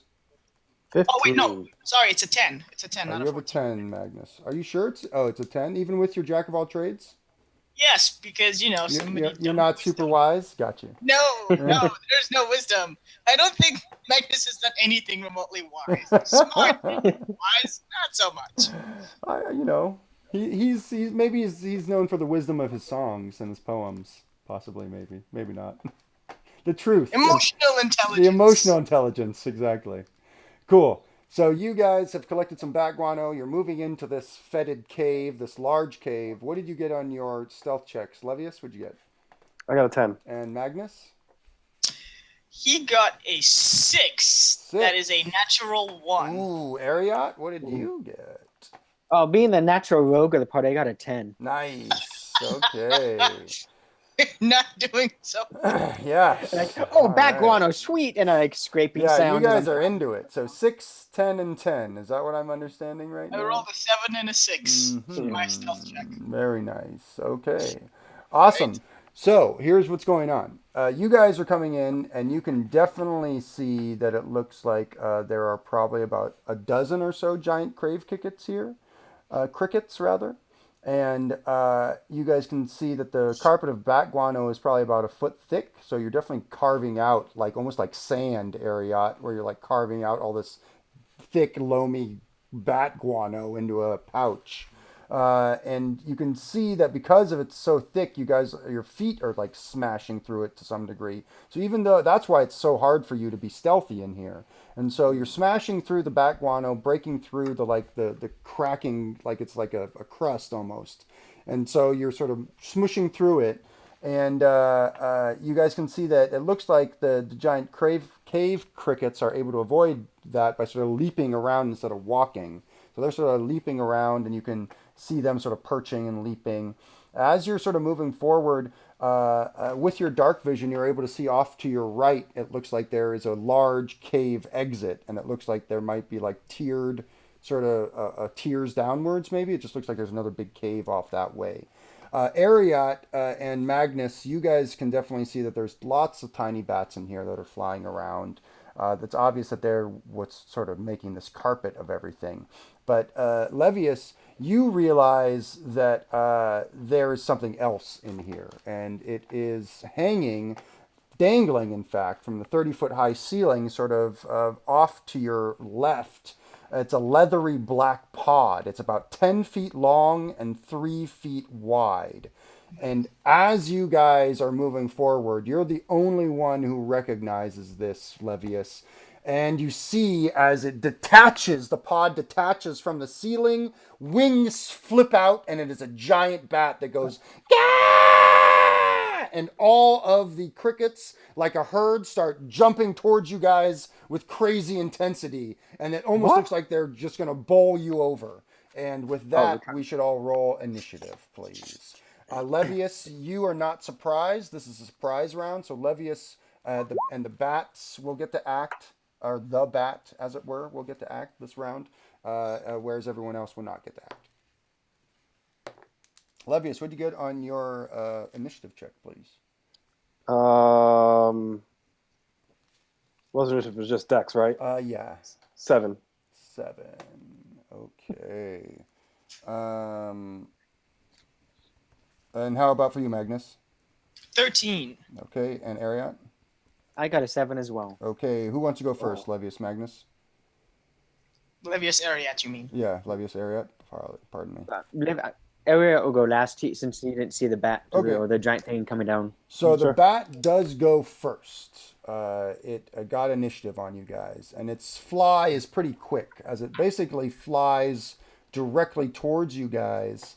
It seems as if it is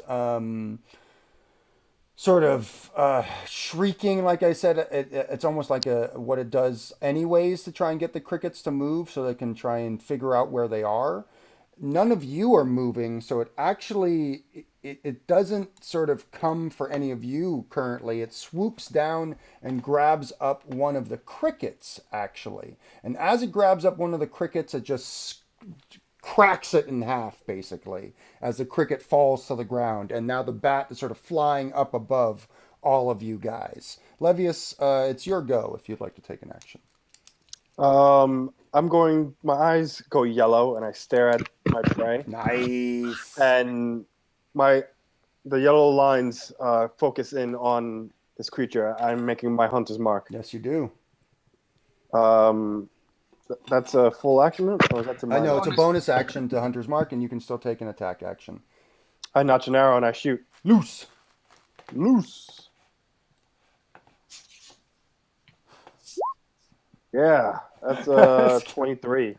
Scott, we can't stop here. It's bat country. Take the ticket. Take the ticket. Take the ticket. 20. That's Fear and Loathing in Las Vegas. Everybody, watch that movie. It's a good one. 23 is totally a hit. Its armor class is much lower than that. How much damage do you do, Levius, with your Hunter's Mark and your Longa bow?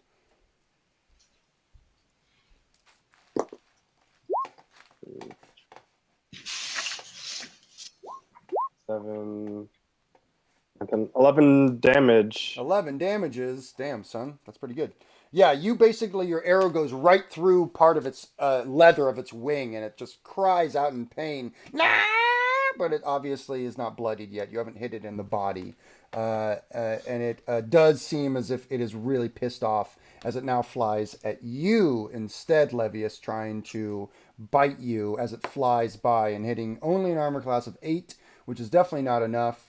And it doesn't have flyby attack, so you can actually take an attack of opportunity on it and try and hit it with your bow. It's basically sort of a improvised attack, so you can roll with disadvantage or just try and punch it. I guess you can try and punch it if you want to do that. But Yeah, I'll punch it. go ahead and make your attack with a punch. You are proficient with your unarmed strikes, but you'll only do 1 damage if you hit, and plus your strength modifier.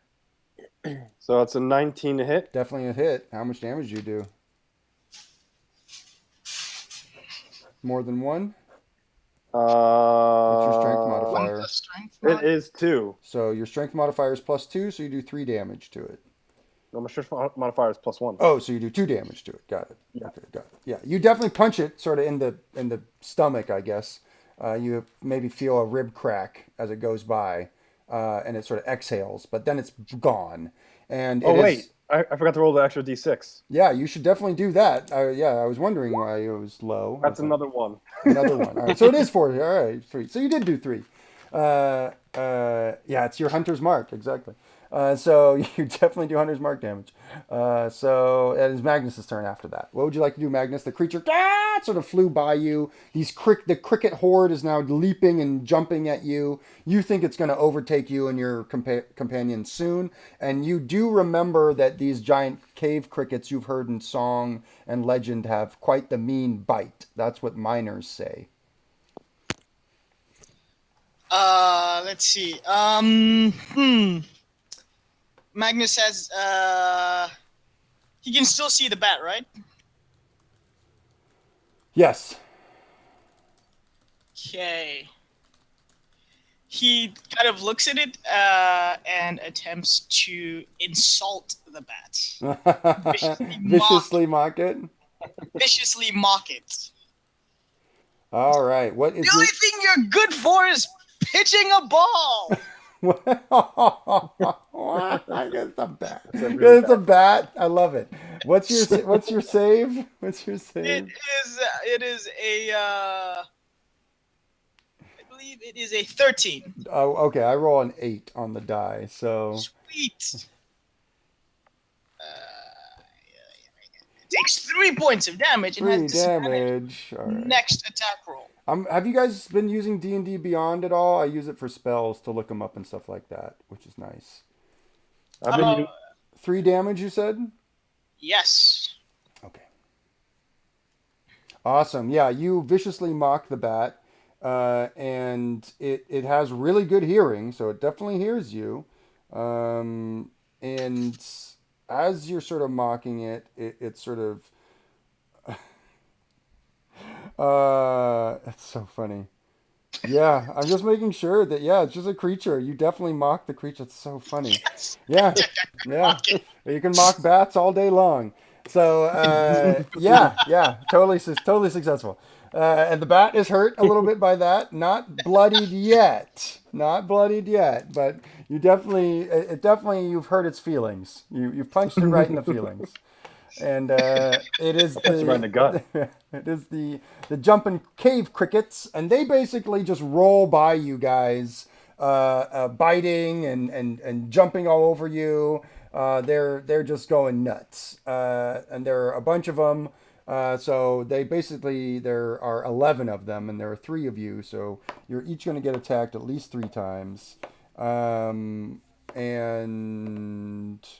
I think the only person who is bit is you, Magnus. You're bit for 2, as they basically bounce by you guys. Other than that, they roll over you. They're not able to bite through your armor, and they just leave. Basically, they scuttle to dark corners of the cave around you.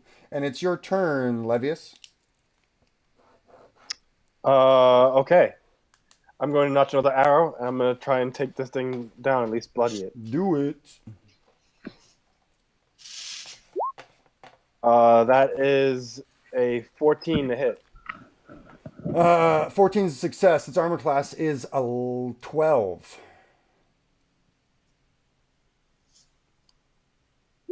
Oof. You got this. How much damage, buddy? Uh, sorta- 8, 14, Yeah, you definitely plug it right in the body. 14 is your total? 17. 17 is your total. Jesus Marimba. Yeah, you plug it right in the body at this point, and it can't even screech anymore. All it does, it goes, "Ugh!" And it sort of, there's just this echoing sort of intake of breath as it sort of wobbles and like drops 10 feet immediately and is sort of flying now weakly over the mouth and the ceiling, or rather the floor of the cave. And it is your turn finally, Ariat. What would you like to do? Sweet. Surviving the cave crickets without a scratch. Not a scratch. He's feeling pretty Pretty rackish good. right now. So, can you do melee attacks against the bat, or it's too high for him? It is not. You would be at disadvantage, I'll say. But you Okay. could definitely try a melee attack. Yes. Elliot will sling his short bow off his shoulder and try and move to position himself to get a good shot at the beast. Definitely make your attack. Okay. Can I get sneak attack on this, or as a swashbuckler? Yes. No one else is around this creature, so technically, yeah. You swashbuckle it with your short bow. A 16 AC would be a hit Success. for 9 points of damage. Please describe for us how you defeat this creature. Nice. Steal. Oh, sweet. So I think Levius took it down with a body shot, and then Elliot finished it off with a headshot that just goes straight through the mouth as it's crying out. Oh, nice. And it just collapses and crashes to the ground. The rest of the bats have all screeched and flown away. The crickets are gone. You guys are, you can still hear the animals nearby, but none of them are near to you all. And with that, we are out of initiative. Would I know if that bat skin would be useful for anything? If it'd be valuable? No, you don't think that the bat skin could be used for like hide armor or anything like that? No, not necessarily. It could be used for leather armor maybe, or something like that. No. Anything of value in this cave? Not that you can see, no. Just a bunch of bat guano. There's poop everywhere. Yeah. What a shitty situation to be in. Hey-o! And Sorry. I helped myself. Okay. Well then, let's find our way back to that exit that's on the other side.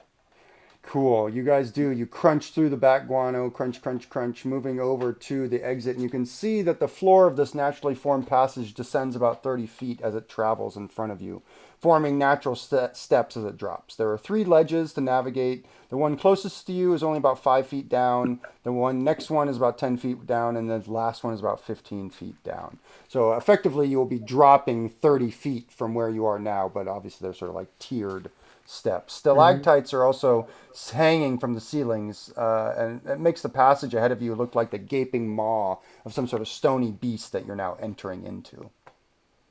Ew, fun. Yeah. Sweet. Adventurous. Area will look at the mouth opening and immediate area for anything suspicious. Make a tentacles. perception check, please. I'll help. God, today is not my day. I natural 1 on the die. So. Go ahead and make your perception check, Levius. Look, a ceiling. Stalagmites. 14. Yeah, you see rock formations, no hidden creatures, nothing like that. Would you like to make a perception check, Magnus, since we're all doing it? Why not? Why not? That is a nat 1. He is too busy thinking of the next song he's going to sing. Indeed, and that's what you guys are basically seeing ahead of you. As I mentioned, there are no traps, nothing hidden. Just looks like ledges you need to scale down. Looks like there's a lot of handholds and footholds, though. The bats haven't really come this way. It doesn't look like. Yeah, looks safe, guys. Let's head down. I agree. Yep. Okay. I stride boldly forward. Yep. With panache. Cool. You guys are climbing down the handholds, and that's when the stalactites above you, they seem to just drop, as if they have let go of the ceiling.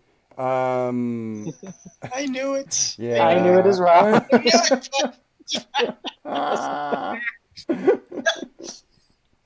So, Ariat, you are missed. Magnus, you are hit once. Levius, you are hit once. There were 5 in all, 1 against each of you, and then 2, 1 each against Magnus and Levius extra. But basically, these look like creatures that are very good at camouflaging themselves on the top of the ceiling. Levius, you know them to be called piercers. They're just beasts. Usually what they do is they drop on people and try and kill them and then eat them. They drop on their prey. So effectively, they are falling. They do 1d6 piercing damage per 10 feet fallen. And the ceiling is about 30 feet above you. So they do 3d6 damage to That's you. brutal. Yeah.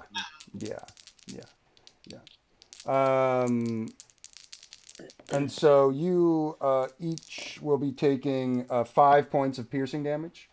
No, it's not bad. Not too bad. That could have been far Could have been worse. But and each of as us? they hit you or they hit the ground, they're basically like bees. They just sting and die. So they hit the ground or they hit you, and then they just basically sort of die effectively. You're able to kill them quite quickly because they can't move. If they hit you, they don't die immediately, but if they hit the ground, they do. So they do some damage to you. They're like living traps, but you quickly dispatch them. You guys have climbed down.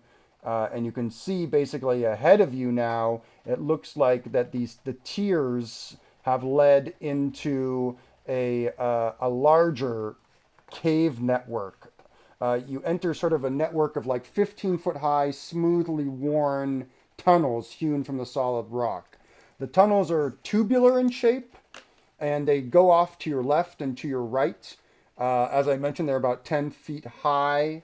And you can it sounds to you as if the tubular tunnels, as if somewhere off to your left, that there is the echo of a sound of something very heavy being dragged across stone.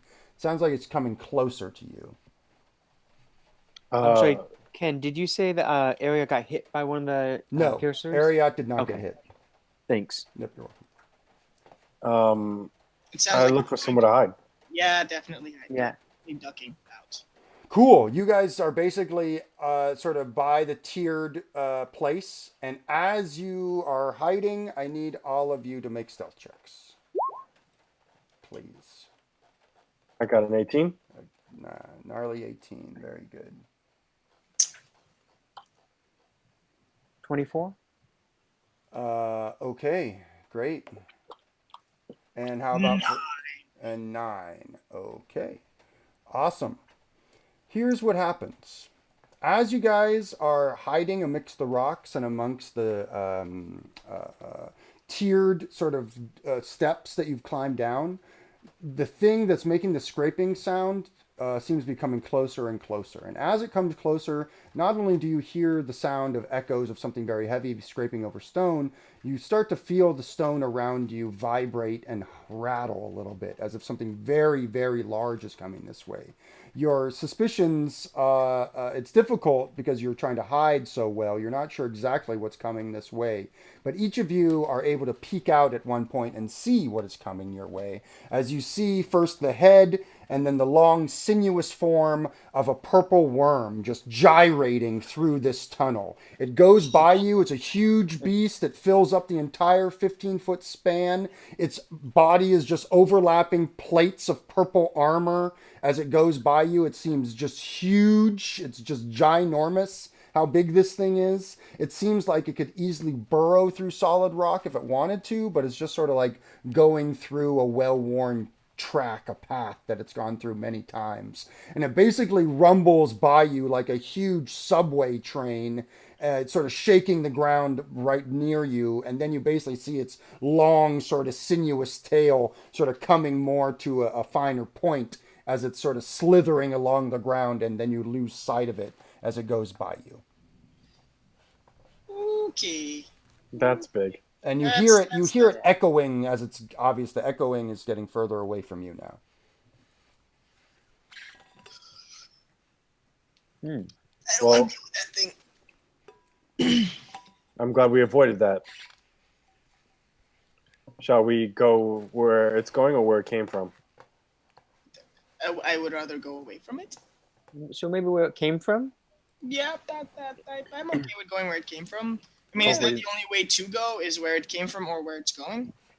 No. Yes, that is. That you get the sense there's only a left or a right. You could go the way that it came or follow behind it. There's also the way back we Yes, came, but you could that's not a also choice. leave as well. Yeah. Yeah.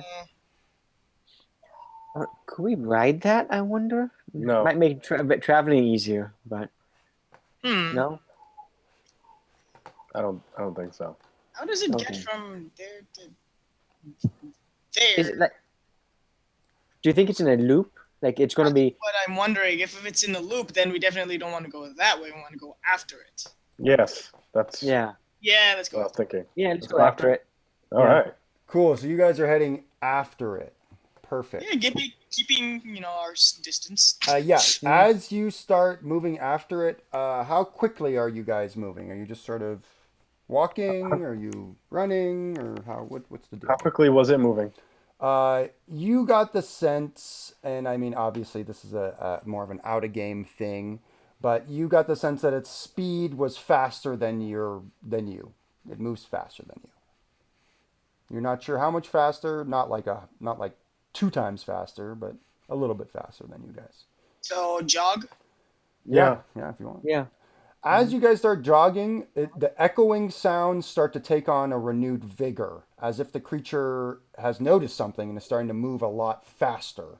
You hear the echoing sounds diminishing ahead of you as you're moving. You guys, I assume, are moving double. You're double moving. Ariat, you can technically triple move since you have a cunning action. And so you guys are, we're not going to roll, but effectively it's moving so fast that it's trying to come around the circle to try and catch up to your back. And you guys are running as quickly as you can to avoid that. Because you didn't go the way it came and you went after it, you definitely are able to outrun it because it has to go all the way around the track to try and find you. Effectively, what happens is as you're running as quickly as possible, you hear it starting to gain ground behind you. And as you sort of shoot a glance behind your shoulder, Levius, you can definitely see the gnashing teeth of the purple worm probably about 200 feet behind you. But that's when, Ariat, you're able to pick out what looks to be a very well worked stone tunnel ahead of you on your right. And it's very small. It's only about 5 feet wide, in fact, and about 8 feet tall. And you basically throw yourself and the rest of your party goes in there as the purple worm stops in front of that and is like gnashing basically in front of that space where it can't fit in. And it's sort of just waiting there as a maw that you can't really go back towards. Ahead of you, though, oddly enough, you can see what looks to be the worked stone of the tunnel, and then or of the corridor at this point. It's not a tunnel anymore.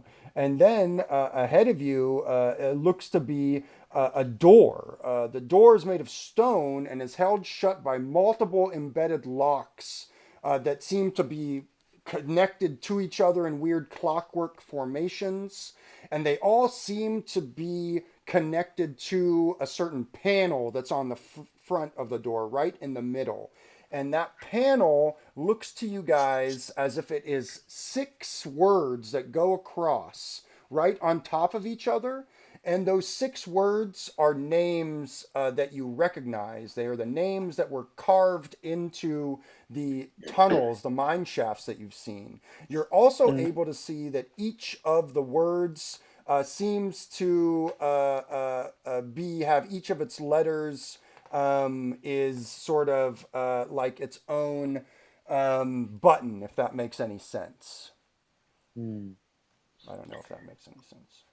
I'm going to try and get it up on the screen here for you guys and see if I I'm kind of imagining like an apartment call box. Like you go to the front Yeah, door and I like think you that's a good way have to a list think of about names it. of apartments and you push each one to like to call it in a sense. Yeah.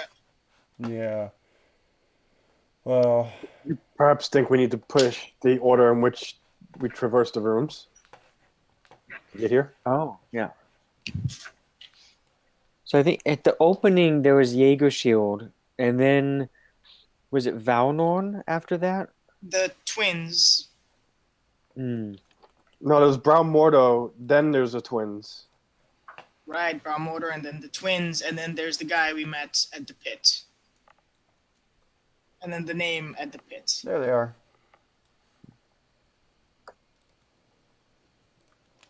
Where? They're there. Can you see them? Oh, I see. To the left of the grinning golem. Yep. Yeah, those are the names.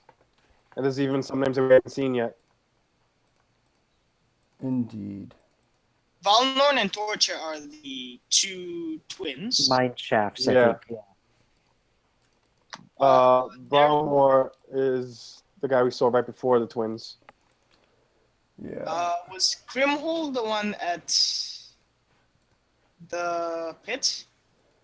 I think that's Torcha. No. I'm not. Torture and Valnorn are the twins. Oh, yeah, I'm Talking sorry. about the- Just for clarity's sake, the top name should be Browmore Doe. I just can't get it to line up, so I apologize for that. Oh, okay. Oh, okay. So it's So it's Browmore Browmore Doe, and then Deserin, Deserin. Dolmark, Valnorn, Torcha, and Crimhold. Each of these letters is a button. This whole thing is basically a panel. It seems like it's connected to the locks.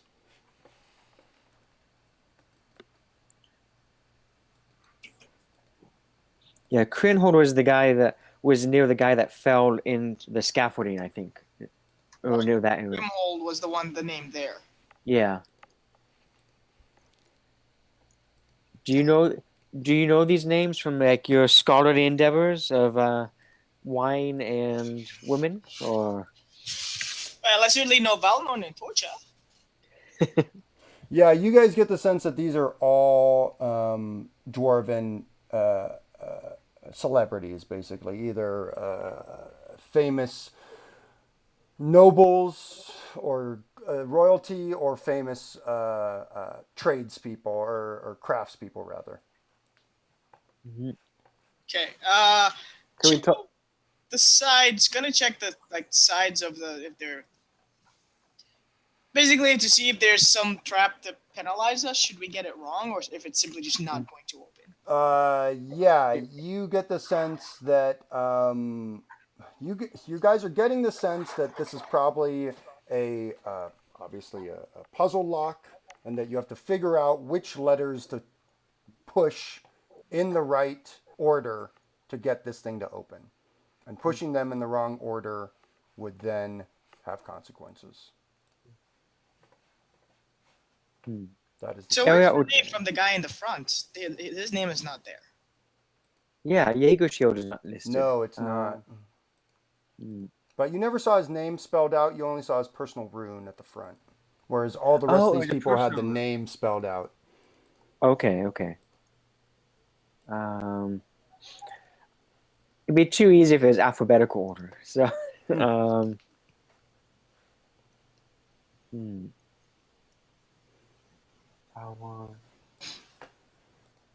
Do you No, the only thing I can think of is the order in which we found them. Yeah, Which or historical periods maybe, but I don't think anyone's so that familiar with the dwarven celebrities.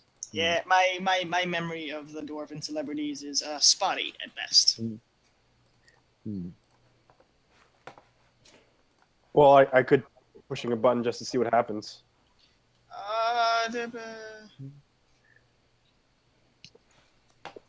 Does it look like we can see how the buttons relate to the locks, and like in terms of like using my skill of traps and disarming them, figuring out if there's any connections that can be gleaned from looking at how the mechanism works? Yeah, you think that one letter in each name needs to be pushed.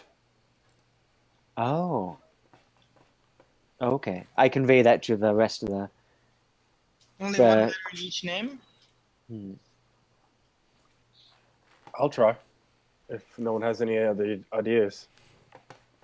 Can we spell out Jaeger shield with these or no? What?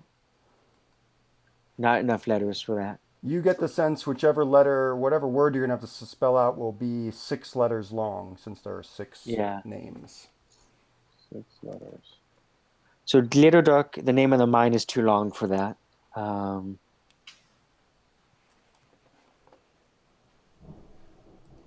Jaeger shield's too long. Max is too short. Where are all my pens?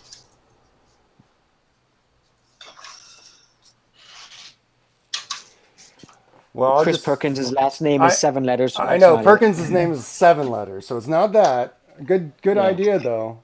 I just want to take this moment to thank everybody for watching Burling's Beard. Me, Ken Breeze, in the Beard Mines with my homies. We're playing D&D 5th edition. We're in the Mines of Madness, and we're nearing the end. We're nearing the end, but you now have a very difficult puzzle trap in front of you. And Levius has suggested that he's ready to start pushing buttons. Yes, I have.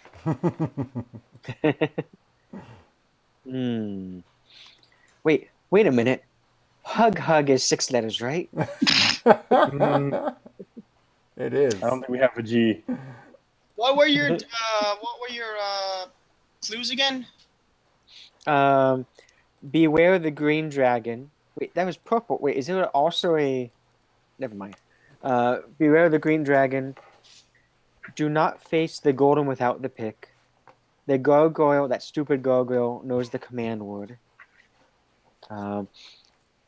Those are the 3 that I have written down.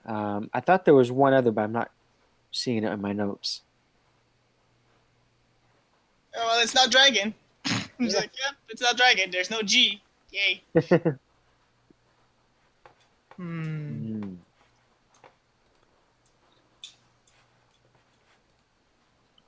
This is just the Mines of Madness. The mine never had an original name. It's the glitter dark shield. Glitterdark.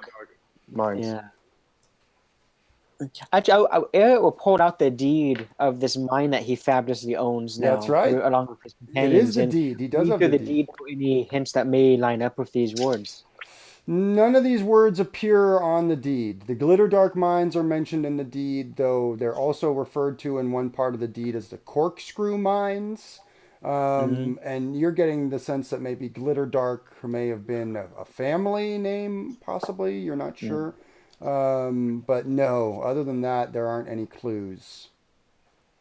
You definitely get the sense that you need to choose one letter from every name. They do go Okay. from top to bottom. From top to bottom. Yeah, just like they are on the screen. So all the letters are buttons. Yes. Maybe if we can find some word that we could spell out of these letters. Yeah. Ken, a couple of the letters, at least on my screen, are kind of close together, like the EZ on the Yep. Dodisrin. Mm-hmm. Is that intentional, or is that It's just the way it roll looks. 20? Yeah. Okay. There you go. A little bit better. Oh, okay. Okay. Yeah, it was a pain in the ass to try and find these things spelled out because in the adventure they're actually written in the Dwarven runes. And so I didn't want to provide you with the Dwarven runes and the Dwarven rune alphabet. I thought I'd just provide the names. So here they are. Though I do love Dwarven runes. Who Having doesn't? mercy. Who doesn't? But for our purposes, I thought the handouts would be better to go this way. Yeah. So if we do start pushing buttons, probably one person should push them, the other two should stand back near the worm that's trying to eat us. Sure. just in Yeah, the case worm, something the happens. purple worm is still sort of rah, rah, lashing, gnashing its teeth. The corridor that you're in is about 30 feet long, so it's about 30 feet behind you. But yeah, it's obviously trying to worm its way into the corridor with you if it can. Cool. Okay, so I'm I'll gonna be try right back, something. but yeah, go ahead and try. I'm just gonna pick certain letters which I think stick out and see Which if anything... which letter on the first word are you pushing? Let's do the B. Cool. You push the B in Browmordo. What word letter are you pushing in Desrin? Does anything happen? No, it goes in. Chunk. It depresses. Chunk. I'll do E. Cool. You bust in the E in Desrin. Chunk. How about in Dolmark?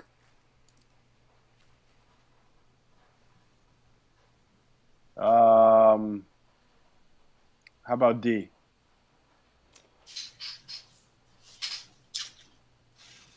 D. Yeah, perfect. Yep. Chunk. And in Valnorn?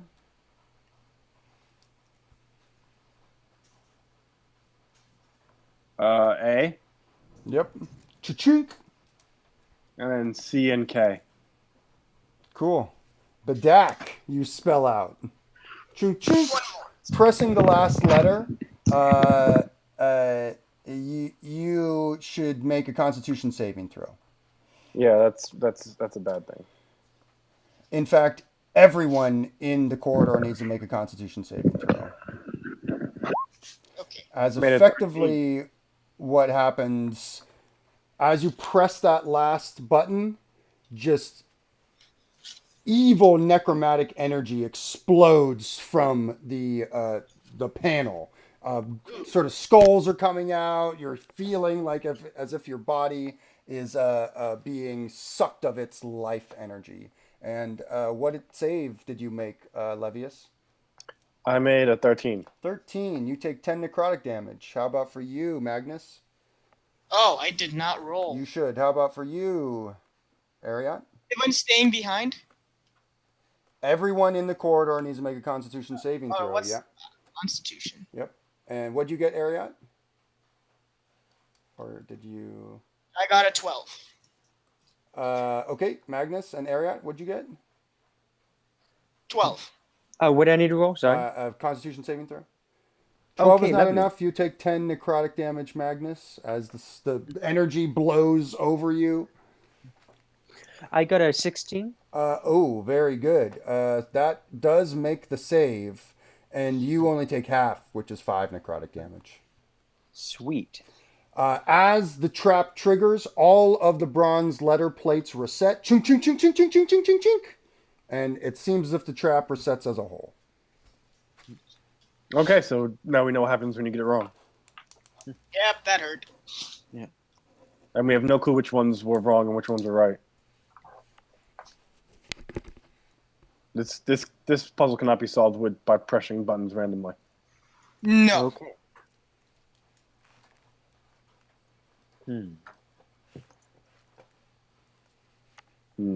Indeed. Indeed. Well, you guys can definitely take a short rest here if you'd like and gain back some hit points and try and puzzle out. I'm gonna do that. Cool. Go ahead and roll your hit dice if you wish and regain hit points. You can sing the Song of Rest and regain some more hit points from the Song of Rest. Yes. Definitely going to do that. But you guys have definitely run into a very difficult puzzle trap that you're getting the sense that you have seen most of these names before, but that might not matter because you need to figure out what the correct word is here. So trying to figure out combinations of letters might be good if you like anagrams. This is sort of like that.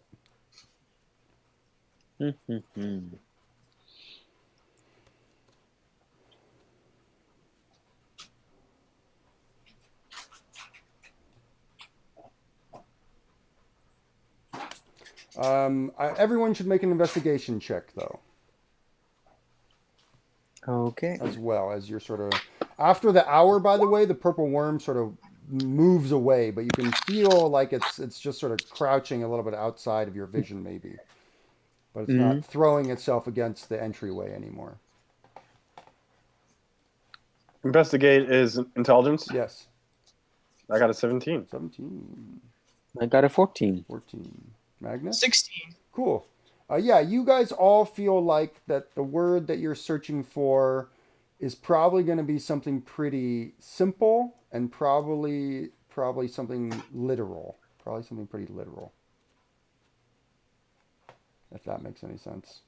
Like you're just thinking about dwarves and how dwarves create their traps and their locks. You get the sense that dwarves normally don't do anything flowery or really, they would do something pretty straightforward, something pretty, utilitarian, maybe even something very literal, since dwarves are quite literal and not very metaphorical. So trap is not 6 letters. No. Okay. Open door. Wait, what's the? I'm sorry. What's the name of the gem that we're looking for again? The Forever Stone. Okay.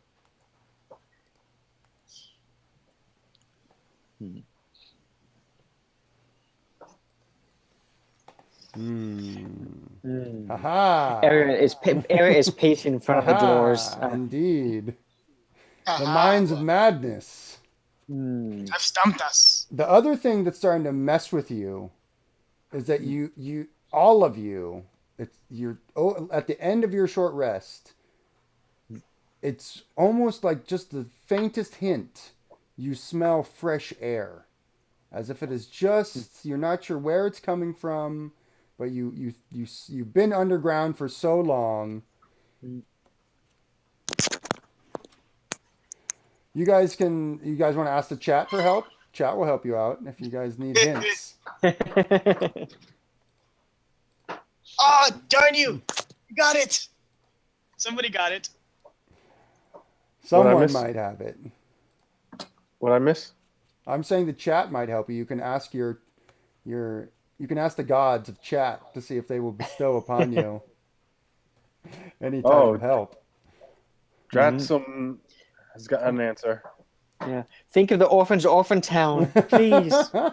Yeah, go for it, Dratsum. If you have a suggestion, And you're let it roll. Let it rip. Are we allowed to talk in chat? We should talk in chat. Yeah, if you guys want to. All right, he gave you what he thinks the first letter is.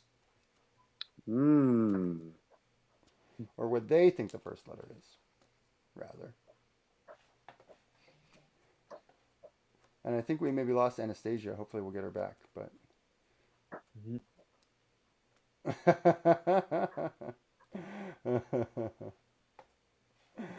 He's giving you the first two. They're giving you the first two letters now. No, that's the first and the third. Oh yeah, the first. Yeah, they're giving you trying to help you out. Does it? Do you feel like you're on The Price is Right, or the Pat Sajak show? The name I'm Okay. Uh, blanking on right now. Wheel of Wheel Fortune. of Fortune. Yeah, I haven't watched that show in forever. Shows how much I've watched it. You, Wheel you of also. Fortune. The wheel. Vanna White, will you please Yeah, I think show them what I they think it want? might be Vanna. Maybe that's it. I Yeah. think Vanna's is 6 letters. Anyways, we are here on the Beard Mines. You're tuning into our D&D game, The Mines of Madness. Our heroes are trying to get through a locked panel, Oh, and I I got think it. someone might Draxum. have got it. Levius, what do you think it is? Unlock. I think you might be correct. Thank But you. are Thank you you, pressing Draxum. the buttons? Yeah, I'll press the buttons. I'm pretty All sure. right. Yeah. Thank you. You are pressing the buttons. Magnus at this point is returned to us, I believe. Magnus, Yeah. Levius has figured it Yes, out. I'm What back. is it, Levius? Tell us I once return! again. It is unlock. But thanks to who? Who helped you out? Yep. Dratsum X. Thank you very much. Dratsum! Yeah, thank you. The orphans, thank you from The the bottom of orphans, their thank hearts. you from Orphan Town. Pretty close. I love it. Orphan Town. They love you. Awesome. And so do we. Or at least I do. At any rate, as y'all push in the correct letters, the door, all of the gears start to move really quickly. Dust is falling off of it as it sort of are moving for the first time in centuries. So chung chung chung chung chung chung chung chung chung chung. And the door starts basically rising very slowly. And as the way forward is revealed, you see only a dusty 30-foot square room. It's beautifully carved and worked stone, no naturalness near here, all beautiful dwarven craftsmanship. Standing a few feet from the wall on your left and facing towards the wall on your right is a stone throne encrusted with red crystal. Seated in the throne is a skeletal figure clad in dusty robes.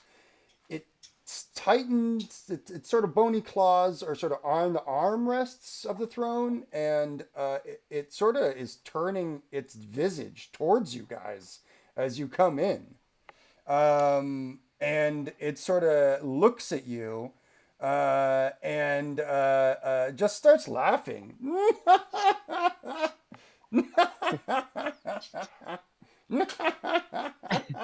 Elliot's just doing an uncomfortable laugh along with it. Don't kill me. I notch an arrow and I raise my bow at the direction of the skeleton. And it raises its bony claw towards you, Levius, one finger up. And it says to you in Goblin, ah, ah, ah. Hug, hug? What kind of skeleton is it? What kind of creature? It looks to you to be a humanoid, not a goblinoid. You guys can all make religion checks as you're looking at this thing. The throne seems to be carved from a solid piece of rock encrusted with crimsonite. Apart from the throne, the room appears to be quite empty. This looks like a skeletal creature. It also has a beard that's big and gray that seems to have stood the test of time. It seems to be wearing maybe like arcanist robes of some type. And you guys can see that it's obviously looking at you. And it's laughing. It said that thing in Goblin. And then it looks at the three of you and says in common, "Why have you come?" We come looking for What? the gift of life. Welcome, what? It says, "Why have you come?"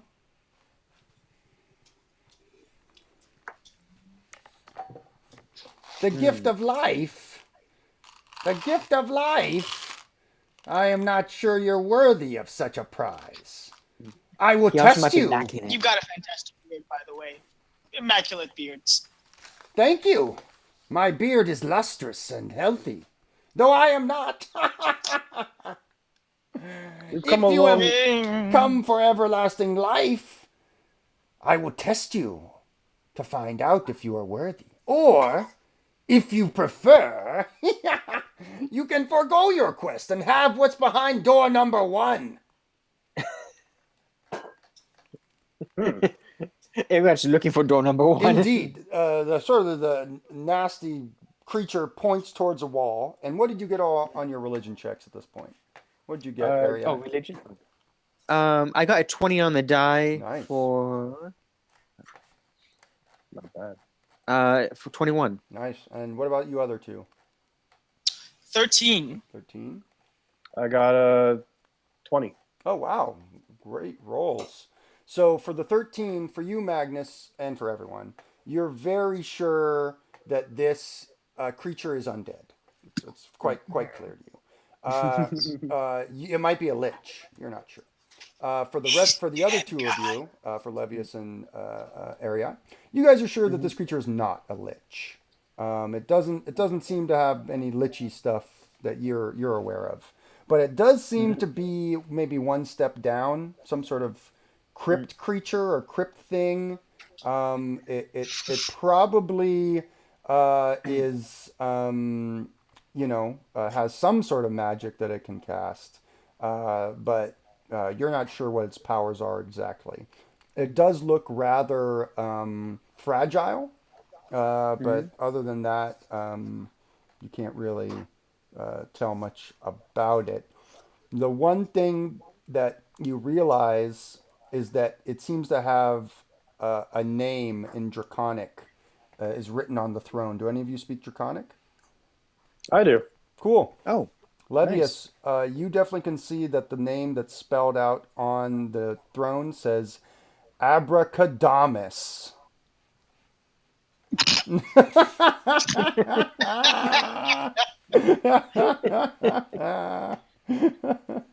Control us more. I speak out to the skeleton. Are you Abracadamus? And he says, "Of course I am." As he's pointing at the wall, as door number 1 does seem to open, and you see revealed a large pile of treasure beyond. There is just a bunch of stuff. It looks like there are like gems, coins, artifacts of art, not like magical artifacts. It even looks like there might be some swords and armor, weapons in there, bows. It Guys. definitely seems like a fat treasure hoard. Guys, Maybe even a dragon's treasure hoard. we got what we came for. But what was it? Is it test us, or we can choose what's behind door number 1? That's right. is there door number 2? He sort of shrugs and he says, "Well, if yeah, but it's your funeral if you want it." I'll skip What door number 2. kind of test would you be? Proctoring. He says, "Well, it's a sacrifice. Are you prepared to make one final sacrifice for the Forever Stone?" No. I, Abracadamus, collected the stone. After centuries of walking this earth, I decided it was best to have it put away. And now, stupid people like you come looking for it all the time, and they think they're worthy, but they're not. And I don't think you are worthy. So why don't you take this treasure and just leave? I kind of like that bargain. I mean, I the can't- orphans would be proud, and I could feed little Timmy for a long time. But I don't know. There seems to be much more glory in passing a test. If we pass the test, do we get the gems and the Forever Stone? He says, Door 1 and 2. "The Forever Stone grants everlasting life. Much treasure can be gathered with such time on one's hand." But Oh, it seems as if you have come only seeking riches. So take the treasure. Go home. Go home to your orphans. I would like to. Magnus wants to be immortal, man. Immortal songs. Magnus, I might say this is one of those situations where you might be careful what you wish for, because Abracadamus there seems to be immortal as well. Is that a life that you'd want to live? Yeah, it seems like he would get grating after a while. And he Abracadamus, Yes? do you wish to continue to live? You call this living? Did the Forever Stone do that to you?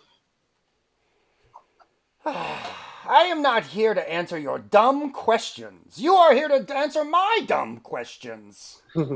Now, answer each are other's you dumb taking this treasure or not?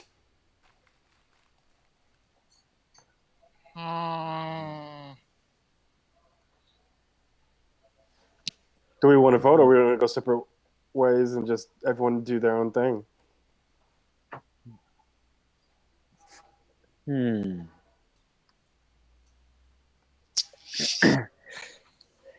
Area is like looking between the treasure and Abracadamus, like back and forth, like unsure, like treasures, but fame, but treasures, but fame. But immortality, but treasure, but immortality, but treasure. Hmm.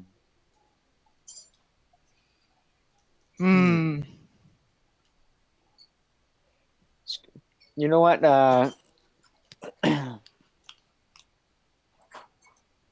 Area will summon his Rakshas Audacity and say, "I can't answer for these two, but I'll take behind door number 2 and 3 if there is a third door." Yeah. Cool. Magnus, Riches is all great, but Magnus is more about his stories and his songs and where the wind blows. And right now, he's willing to give that a try. If he can live forever, imagine all the songs he could write, all the stories he can see and tell. It's very tempting. I didn't believe man was meant to live forever. I will take the gold. Smart man. Yeah, Rest of us not so smart. that is the Also logical not so choice, wise. the natural choice. The smart choice. Magnus is not the wisest person. So he's going to go with his passion and be like, I'll it seems you have chosen poorly, honestly. But hey, like I said, your funeral. Very well. And the door closes, the treasure gone. And he says now, well, are you prepared to make one final sacrifice? I'm stuck here with you guys. He's stuck here with us. Whoops. Sorry, Levis. I thought this was a personal choice, not a group decision. Yep. Same. That's Yeah. okay. Um, Only the good die young. Well, you're kind of an elf. You are going to be. Well, dying it's very funny young. that you say that, because the sacrifice I'm looking for is one of you to step forward and die for the rest. You're I really will into that. disintegrate you. It will be painless. That's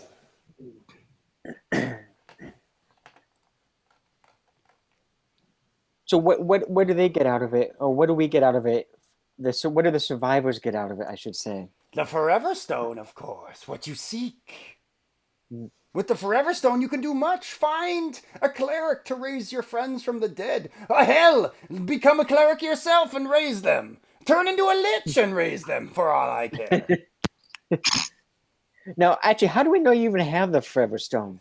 Can you actually prove I promise I do. Oh, I see. Yeah. After all the other traps in here, we won't take your promise. Well, I mean, I showed you the treasure. There was tons of treasure. yes. You know, yes. and I've collected that over years. There are other secret doors in this chamber. Door number really 2 now? and door number 3, as you said, my friend. Elliot will start walking around the chamber looking for secret doors, and as a dungeon delver, he can do it at normal He speed. can. Go ahead and make a perception check with advantage for your secret doors. Sweet. You said perception? Mm-hmm. 18. 18. Yeah, you aren't able to find any secret doors. They seem to be Okay. very well hidden. Does he seem to be flat out crazy, or is he just Make pulling an, us along make an for a insight ride? check.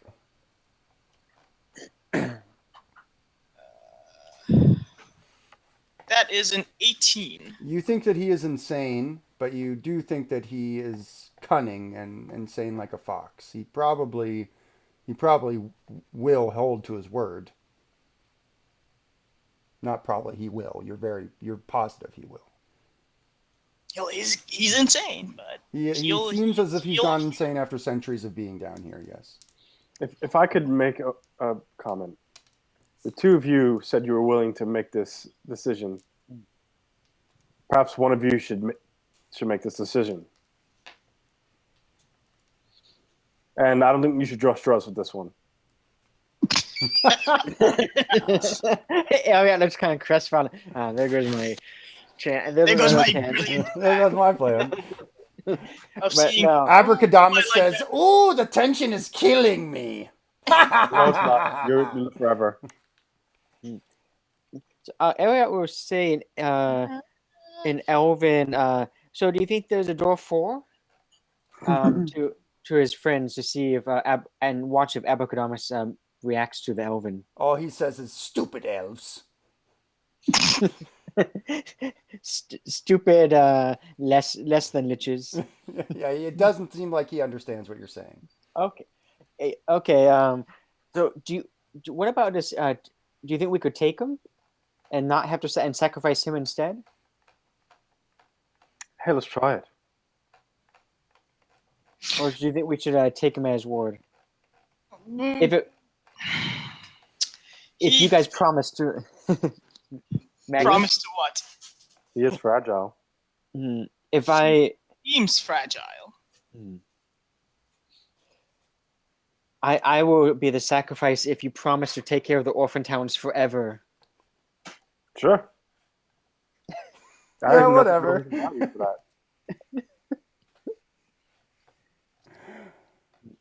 I will erect a large building in your honor. It's my fault. I dragged this deeper and deeper here, and because of my decision, you couldn't get the treasure. So, Well, to be fair, I also made that decision. Rock, paper, scissors. but you must carry on the tradition. You must speak of the deeds here, of the noble sacrifice of Ariat for the orphans of Orphan Town. And Ariat's kind of like propping himself up there. Not bad. Not bad for a death speech. Abracadamus says, "Approach, approach." Mm-hmm. Good. Ariat takes off his Hero ring. of Orphan Town. Yeah. Ariat takes off his ring of resist slicing, Yep. and gives it to Levius. It's a resist piercing, not slashing. Oh, resist piercing. making Thank you. sure. Levius, you now can put on the ring of resistance to piercing if you wish. Piercing damage will be half. Takes out the deed and gives it to Levius for the orphans of Orphan Town. Yep. Then turns around and goes to the not quite a lich. It says, "Yes, our sacrifice for them and the orphans." Aren't and you puts out a hands. sweetheart? Now kneel in front of the throne. I love this part. Ariat kneels in front of the throne. And as you do, Abracadamus brings his skeletal finger forward, touches you on the forehead, and you disintegrate. Oh, He just turns to dust and blows away. Whoosh. Dust in the wind. And he You looks can up sing at the about rest me. of you, or the remainder, the two of you, the duo, and goes, "Now, let's talk about something very important. Which is faster, a griffin heading to a rodeo or a hippogriff with its tail on fire?" A hippogriff with his tail on fire. It's running for its life. Ah! a hippogriff with its head off and a what? With He says, its "Which tail is on fire?" faster, a griffin heading to a rodeo or a hippogriff with its tail on fire?"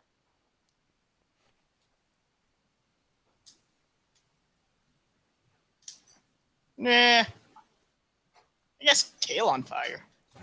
He says, "Ah, you failed to consider the likely third option. A dragon that hasn't eaten in 100 years, Behold, behind door number 2. And at that point, he points to another wall as Beware the green dragon. a green dragon explodes forward from it. It seems to be incredibly hungry. You can see that its ribs are sticking out as if it's been starved. Yeah, it's just going nuts at this point.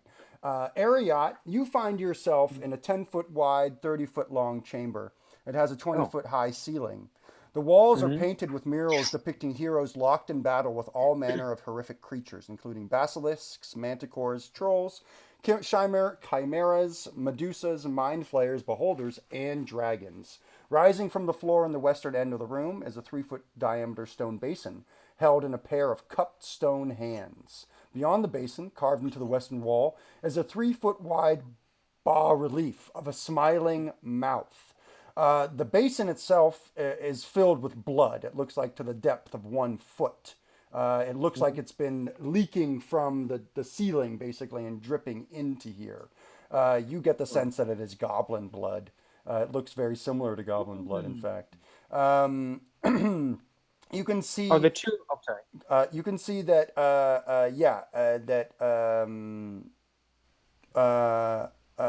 That's what you see. Sweet. Oh, there are 2 holes about in the same position that the altar Hug sacrificed himself. That's would be? right. That's right. Okay. And there's a door behind you where you hear your friends' voices and Abracadabras' voice, as he shouts about a dragon. And then you hear the mighty roar of a dragon. And we should all roll initiative. Abracadabras is laughing.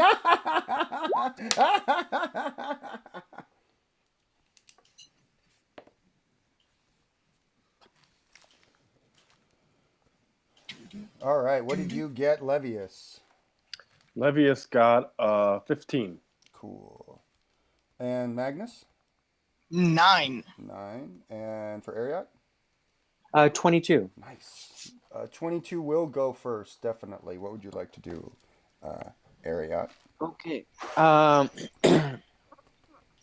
So you said there's the bas relief, like 3-foot wide, grinning dwarf, and there's like a thing of the blood pool there. Mm-hmm.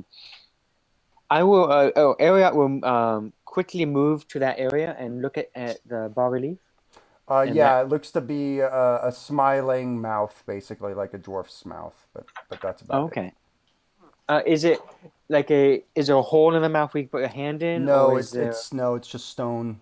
No. Okay. It's just etched into the stone, like carved out.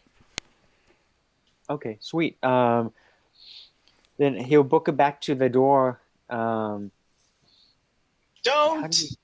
Hmm? We gonna die. Runs back to the door and knocks on it, like shaving a haircut. Yeah, you definitely think you could open the door from this side if you needed to. Okay. Actually, yeah, Ariat will open it. Guys, in here. Yep. If there's a dragon there, get in here. And opens the door, Yeah. ready to shut it if they come in. Cool. Ariat, you're alive! Yeah, you open the door and you're ready to shut it if they come in. That makes perfect sense to me. It is your turn, Levius. What would you like to do? I run in. You do. You run in. Or do you shut the door, Ariat? No, I wait for Magnus. Okay. The Abracadabras is going, he's alive. It was a joke. See? It was a joke. He's actually alive because he was honorable. See how that works? And he's like laughing and cackling. The dragon goes. The dragon is just throwing itself towards all of you. It basically breathes as best as it can all over you guys. And you all need to make Constitution saving throws. As poisonous gas just rolls out. This dragon seems as if it is insane. As if it is insane with hunger and with rage. And as if it's maybe been in magical stasis or something like that. And it's just going nuts. What did you get, Ariat? 15. That's a success. What did you get, Magnus? That was a 5. A 5. And for you, Levius? I got a 9. A 9. So failures will take 10 poison damage. Successes will take 5 poison damage. Okay. As it breathes all over you. Like I said, this young dragon seems very weak and hungry. You definitely get the sense that it probably isn't as powerful and ready to go as a dragon out in the wild. But it definitely has thrown itself towards you guys and looks like it's going to try and eat you all very soon. It is your turn, Magnus. What would you like to do? It basically is in melee with you right now. It is adjacent to you. Disengage and I guess go behind the door. You do. You run for Right. it, and it's at that point that Ariat shuts the stone door. It is your turn, Ariat. What would you like to do? Okay. You hear the Did the door dragon open- roaring through the door, and you hear the Abracadamus go, "Ooh, good idea. Let's see if it works, folks." This is you'll do a bonus action, but What bonus action do you want to do, Magnus? healing word. On who? Himself, because he has a feeling he's the one who's going to be running in front of the dragon a lot. Very good. Go ahead and if it heal comes yourself through. for 1d4 plus your charisma. Or 1d6, rather, excuse me. No, it is 1d4. Oh, it is 1d4, yeah. Yes, healing word is not, the best. So, Ariat, what would you like to do? Area will.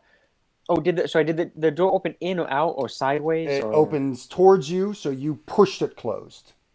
Okay, sweet. Does it look like I could jam a pigeon or something in to make it harder to open? Yes. Area will do that then. Cool, yeah, you're spending your turn basically trying to make it very much more difficult to open for the dragon. Nice. What are you doing on your turn, Nice. Levius? Taking inventory of the area of the corridor. Cool. As you look around in this room, it looks to be a 10-foot wide, 30-foot long chamber. You're at the far end of it, basically. It also has a 20-foot high ceiling. So it's not that wide, it's only about 10 feet, but it's quite long, 30 feet. And so the walls are painted with murals depicting heroes locked in battle with all manner of horrific creatures. Basilisks, manticores, trolls, chimeras, Medusas, mind flayers, beholders, and dragons. And then rising from the western end, basically the opposite end of the room from you guys, is a 3-foot diameter stone basin held in a pair of cupped stone hands. Beyond the basin, carved into the western wall, is a 3-foot wide bas relief of a smiling mouth. And that's what you see in here. If we have enough time, I'm gonna walk yeah. towards the bas relief. Yeah, it looks like there are tiny holes in the ceiling where it looks like blood has dripped through and filled the altar, or the basin rather of the altar. So the basin has blood in it, in these stone hands that are holding this basin. Is there anything ornate about this statue? I mean, it's not so much a statue as it's just sort of more like a cupped hand, stone hands that are holding a basin. They rise up off of a 3-foot diameter stone sort of foundation. And what are we gonna do now, guys? That's my turn. Okay, that's your turn. What are we gonna do now, guys? The crypt thing, Abracadamus, cackling and laughing and saying, "They have more meat on their bones. I'm just, very, very poor in that department." And the dragon throws itself against the door, trying to smash it open. It has disadvantage on this roll because of the pythons, but it does have a high strength. But not high enough to bust down the door, apparently. It's too hungry, as it's just going, It's bulk too big, maybe, to smash into the door, or through the door. And it is your turn, Magnus. What would you like to do?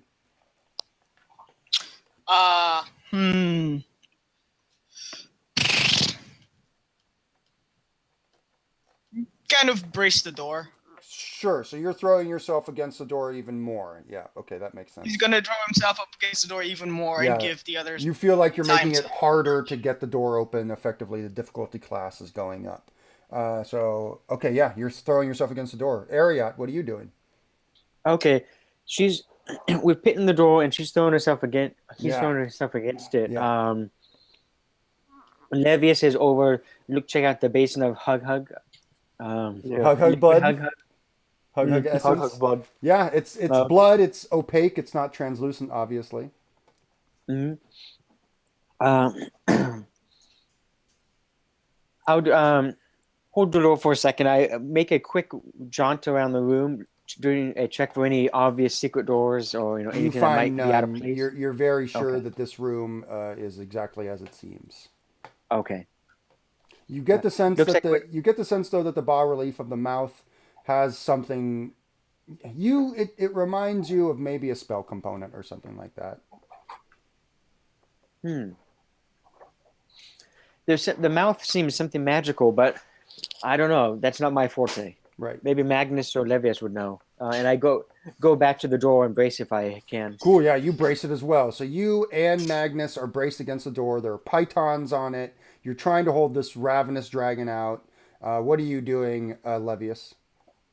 I'm gonna see if I can fish out anything from the basin. Cool. How are you fishing something out? You're sticking your hands in Uh, there? I'll take my sword out, my magical sword, and use that. Cool. You stick your sword in and swish it around, and it feels like nothing is in there. Okay. Maybe need to put the blood in the In the not my mouth? turn. Yes. You can talk as a free action. It's totally cool. Talking free. Need to put the blood in the mouth, maybe. I'll try that. You Yeah. you cup some blood and throw it at the bas relief of the mouth, and it splashes on there, making it red, but nothing happens otherwise. Yeah, it was something.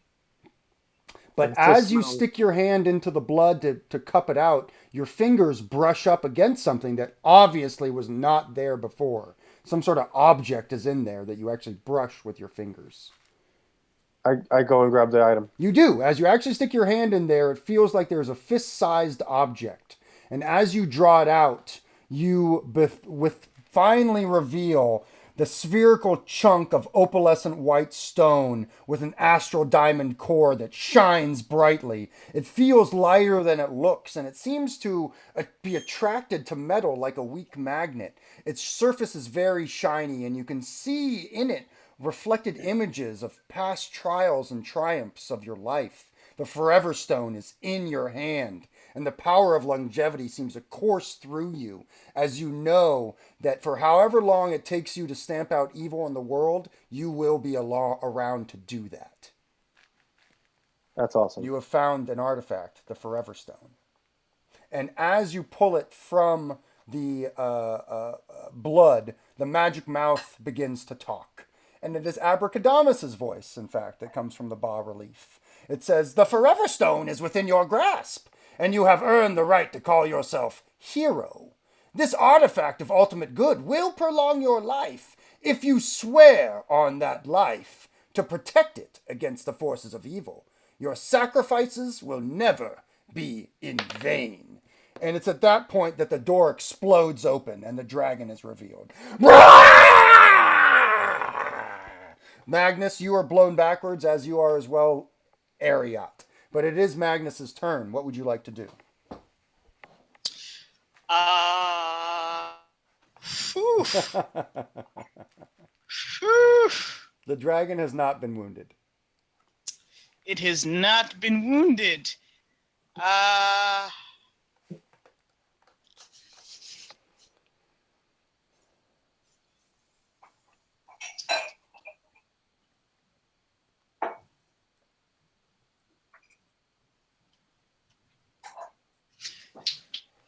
Okay.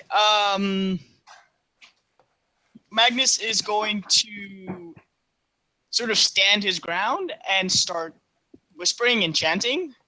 It sounds very much it's Orcish. Yeah, buddy. Because that's his native language. And he casts the spell Dissonant Whispers, hoping Okay. the dragon Nice. take off running. Dissonant Whispers, huh? Yes. Okay. What's your save? 14. 13. And it's a wisdom save, right? Yes. It's the best you could do, I have guys. a 0 to my wisdom save. I have magic resistance because I'm a dragon, so I have advantage on saving throws against magic. And I rolled 2 7s. Yes! How much damage do you Yeah. do to Yes!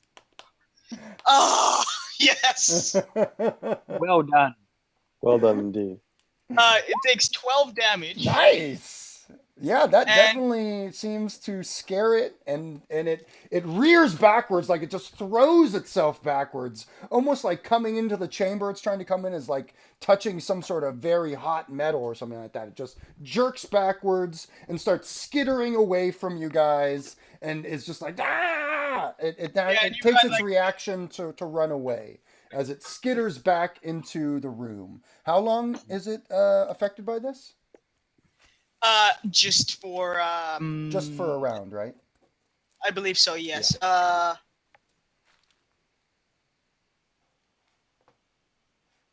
Ariat, it's your turn. If you Mhm. were to attack the creature, I will give you advantage because it is in such a heightened, scared state at this point. Awesome. Elliot will capitalize on. He pulls out one of his short swords in his right hand and makes a dash for the creature, trying to stabbity stab. Cool. Go ahead and make your attack. You're definitely able to get to it. Oh, you said advantage. You do have advantage. Sweet. And the crypt thing, Abracadamus, is yelling out, "Kill them, Verdigris! Kill them, my young green!" Would a 19 AC hit? Success. Its AC is 16. Because it's so Okay. young and hurt, its armor hasn't, or rather, because it's so young, its armor hasn't grown in super well yet. But pretty well. 16 is still pretty good. Awesome. Then 13 points of damage. 13. Very good. And since I don't have my other sword out yet, I am going to use my let's see. Actually, I hit, so I can. Yeah, I'll move. Use my nimble footwork to move back into the room that we're in, and a bonus action trying to hide behind one of the objects there near the entryway to get kind of some cover and maybe Sure. disappear from its. Sure. That makes sense. Go ahead and make your hide check, please. Your stealth check. 17. Yeah, cool. Yeah, you hide behind there. It's your turn, Levius. All right. My eyes go yellow. Yes. This is my prey. It is your Awesome. prey. You'll have advantage on your first attack to hit it since it's in its scared state. Sweet. The orcish chantings of Magnus have scared it off. Oh yeah. 17 is a hit, right? Don't you have advantage? Oh yeah, you're right. I should roll another one. 17's a hit, right? Yes. Okay.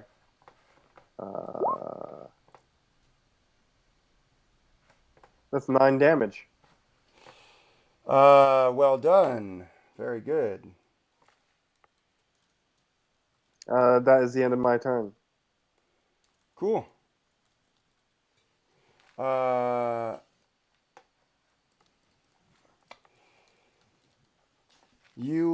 much damage did you do to it? Sorry? 9 damage. 9 damage. Cool. You bloody it. As you Sweet. strike it right in the jowls, basically, and the dragon starts screaming as the green dragon is flipping its head back and forth, going, ah! Its sort of frill on the top of its head is just sort of going nuts. The crypt thing, Abracadamus, is sort of clapping his bony hands and going, yes, yes, yes. The dragon throws itself back towards your group and breathes once again, finally recharging its breath weapon. And you should all make Constitution saving throws, please.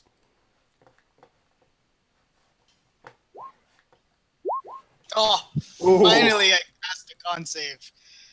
Oh, Cool. The save is 14. Did everyone make that, or who did not make that? I did failed. not. Okay, if you fail, you take 10 poison damage. If you succeed, you take 5 poison damage as he breathes all over you guys. Ah! The arrow is popped out as well, and you can see poison gas just exploding out of that big hole and rent in his jowl where you fired Levius. And it is your turn, Magnus. What would you like to do?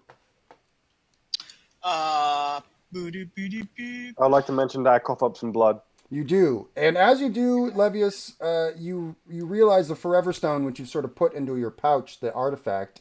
You feel like you could use that stone to heal someone. You could cast a healing spell with it. It's almost like it reveals that to you now. It almost is whispering it into your mind that you must survive this. You are heroic, and that you can use that healing to do that if needs be. Okay. Magnus is going to go, oh, it's just a scratch wound. And cast Healing Word as a bonus action. Cool. Who is he casting it on? Levias, Cool. Go ahead and roll your 1d4 plus your con. which is level 2. Which, wow. Okay, so 4, 5. You can get 6 back, Gain Nice. 6 HP. Nice. which is, Pretty good. And, pretty yes. And, Magnus will go and charge towards the dragon. Oh, go ahead and make your attack with your magical warhammer. And thanks to everybody for tuning in with me, Burling's Beard. You're here in the Beard Mines. We are playing Dungeons and Dragons. Mines of Madness is the adventure written by Scott Kurtz and Christopher Perkins about 4 years ago, 2013. And we're right at the end. This is our 4th and final session. The dragon, the green dragon Vertigus, has been revealed by Abracadamus, the crypt thing that has been hiding the Forever Stone, the artifact you've sought for so long. And now, the final countdown. Thank you for that. Awesome. All right, Magnus, what did you get on your attack? 21 Success. Yes. Its armor class is 16 rather. Nice. How much damage do you do? for 10 points of damage. Oh yeah, you crack right into it, and basically you sort of hit right into one of its like collarbones, and you feel it snap as you just strike with your warhammer. It cries out in rage and pain. Ariat, it is your turn. Sweet. Ariat pulls out his second short sword in his left hand, Shing. and then follows Magnus's lead of kicking the dragon's ass and rush forward to attack it. Make your attacks. You do not have advantage on these attacks, but you obviously will do sneak attack on one of them if you hit with either of them. Okay. A 19 hits. Yes, it for, does. For 13 points of damage. Nice. I can't. And then a second attack with my offhand bonus action. A 16 would hit Yep. for 1 point of damage. 1 point. One mighty point of 1 damage. point. There. Take that. And using the momentum from a stabbity, Ariat falls back into the cave. Yeah. You are so mobile. You fall back as you basically rush up to it, do stab into its side. It's bleeding now on its side. You're basically raking down across its belly, and its sort of ribs are sticking out since it's so famished. And blood is oozing out. It's sort of thrashing itself around. Levius, it is your go. What would you like to do? I'm going to take him down. Take him down. 9, 7, 16 AC. Success on the nose. Look at you. Yeah. 3, 6. 10 damage. Nicely done. It roars in pain at that. You guys definitely feel like a few more hits like that will take it out. As basically you're peppering arrows into its head and neck. It goes ape shit on you, Magnus. You are right in front of it. You're the only one. Yep. The other two Yep. have been running away or doing ranged attacks. Yep. It tries to bite your face off, hitting an armor class of not enough. It tries to claw your face off, hitting armor class yes enough twice, as you will take 16 points of damage. Are you still up? Still up. Cool. It tries to hit you with its tail. Okay. As it slaps you across the face, and you take 11 more points of damage. Are you still conscious? It seems as though Magnus should be extremely unconscious, Yeah. but Half he drops orc. one knee, gives a very orcish roar, and then gets back up on his feet. Oh, you are knocked prone by the tail slap because it's so hardcore, but you are able to stay conscious as you're roaring on the ground. But yeah, you By my should be ancestors, dead. I will- You should be dead. The dragon has basically just thrown itself into you and just gone apeshit, claws, teeth, tail, just like, and you're holding your shield up and your warhammer, and you're able to back it off until it sort of sweeps your legs out from underneath you with its tail, and your head hits the ground, and your head makes a dull, sickening thump, but you just snap right back awake, like going apeshit nuts. And it is your turn, Magnus. Magnus will kind of flip cross dagger to his feet, basically, Yeah, you do. and attempt to smack it. Go ahead and make your attack.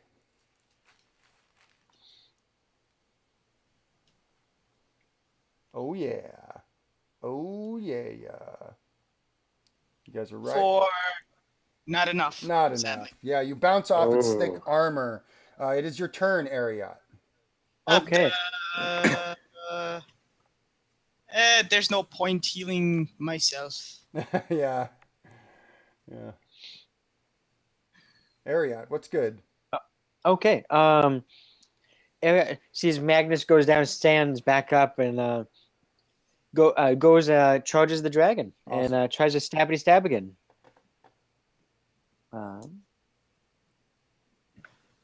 A 23 hits, I believe. Definitely. And is Magnus standing there? Gives a sneak Yes. attack. Yes. Okay. Sweet. For 12 points of sneak, Okay. Oof. and stands strong, Magnus, and jabs with his left hand again. For hitting a 24 AC Success. for 3 points of damage. Okay. Yeah, you basically have cut its almost femoral artery. His blood is just spilling out everywhere at this point. You are covered in dragon blood. Are you attempting to run away again? I am definitely attempting to run It away, but snaps its jaws at you as you do. It has disadvantage to hit. It hits armor class of 19, and it that's a hit. hits you for 13 points of damage, piercing. But snap. you no longer have your ring on, unfortunately. Yep. Are you still conscious? Oh, I am conscious by 3. Nice. You are able to get away, even though it bites you basically in the back of the shoulder as you're running away, and you squirm free. In this time, instead of going back into the cave, can I actually go to the throne with the less than lich Abracadamus? Yeah, he looks over at you and says, "No, you cannot sit on my lap." Oh, but are you entertained? Yeah, it's pretty good. It's better than Iron long have Fist, you I'll been say here? that much. So a pleasant little chat with him, and I'm done. Awesome. And it is your turn, Levius. Save us. Yeah, I Mostly have. save Magnus, but you know. What is going on with Magnus? Is Magnus going down and just Magnus Magnus seems like has he is one on hit. his last legs. Yes, Magnus He's has on 1 his last HP. legs. Ariad has 3 HP. They look fucked up. not? This thing does crazy damage when it does hit. Yeah. I'm gonna Yes, you're welcome. I'm gonna focus on this thing for now. Okay. Make your attack. You're shooting a bow, Oh no, I'm shooting my bow. I got a 14. which is not enough as your arrow ricochets off its head. Damn it, I'm a terrible bard. I have Bites inspiration. down at you, Magnus. Magnus. Your Yep. shield goes into its mouth. It rips your shield out of its mouth as it claws you across the face, and you take 7 points of damage. Yep, Magnus is down. You drop. It rushes forward towards you, Levius, and breathes. Ah! And you need to make a Constitution saving throw, please. Just Levius, no one else. I failed that one too. You take 10 points of poison damage. Are you still conscious? I am still conscious. Nice. You're coughing, but still on your feet. Magnus, make a death saving throw, please. That is a 12. Ariat, it is your turn. Okay. The dragon is still up, and it seems to be focusing on Levius currently. Crap. Yeah, so let's get this. Turns to the lich. I'll be back. I'll And be it back. runs in. He and says, "All right, a peace dragon out." coming from behind. Hold my beer. Yeah, Um, nice. I'm glad that joke's made it to Japan. Yes. It's a bit late, but Yeah, um, it's not that even so, that late, honestly. so it runs up at the dragon from behind, from the throne room, Yep. and tries to give it a new sphincter. Um, Ah! I like the fact. I like to think you're running up its tail and leaping at its head from behind, basically. oh, that actually is Ah! even better. Go ahead and make your 2 attacks, please.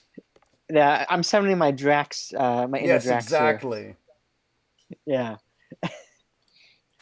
First attack is a 14 AC, which is a miss, I Miss. believe.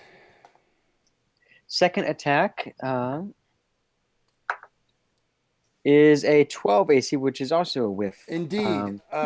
Both your blades connect with its neck, but its armor is just too thick as your blades spark off of it. If only you had maybe a magical short sword. Who knows? Maybe that would be helpful. Maybe. As you basically pivot 180 around its neck, almost like a fireman's pole, and then land right in front of it with both your swords out. You can still Mm. continue to move if that's something you wanted to do. But I would love to continue with. it tries I to give it a. claw you as you move away. It has this advantage, of course, but it hits armor class of 18 and does 7 Yep. points of damage to you. Whoosh, whoosh. Elliot drops. As you are dropped, as Magnus and Ariat go flying to either side of the room, they have fallen. It is your turn, Levius. The dragon has just breathed on you, slapped your friends away. You can feel the Forever Stone burning in your almost a hole in your pocket as it's in your pouch. But you stand strong. You have your longbow out. The dragon is probably only about 15 feet away from you currently. Save us, Levius. Who's closest, Magnus or Ariat? Both of them are equidistant, and both of them are behind the dragon. You think getting So to that? I have to run past the Yes, dragon. that's correct. Oh man. Oh man. How bad does this dragon look?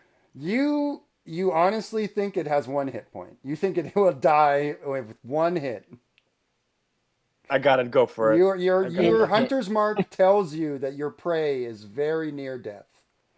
No! What did you get on your roll? I rolled a 3. I will give you inspiration in this situation. Because you have the Forever Stone in hand, you may roll again. Let's see what you get. Let's see. Woo! 19 on a die. There you go, buddy. Please describe for us how you defeat Verdigis, the young green dragon. I fire a very accurate arrow down its throat, and it pokes out the back of its neck.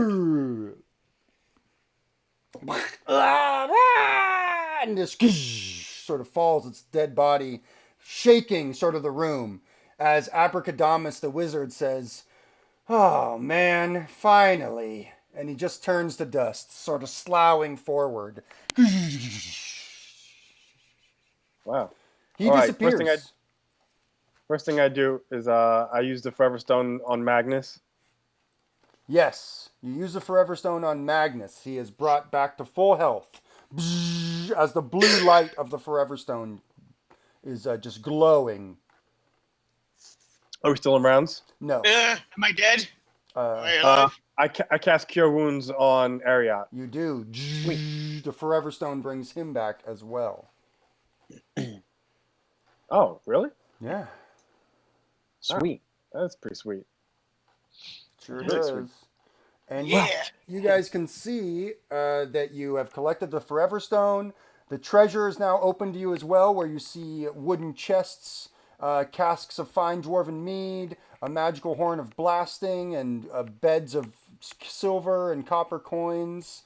The horn itself is stuffed full of tiny cut gems of crimsonite, while the chests have collections of silver cat statuettes, as well as it looks like gold pieces and silver sort of crystal sealed tubes that have apparently a notarized deed for Abracadamus's former residence, a tower apparently that's somewhere in the remote world.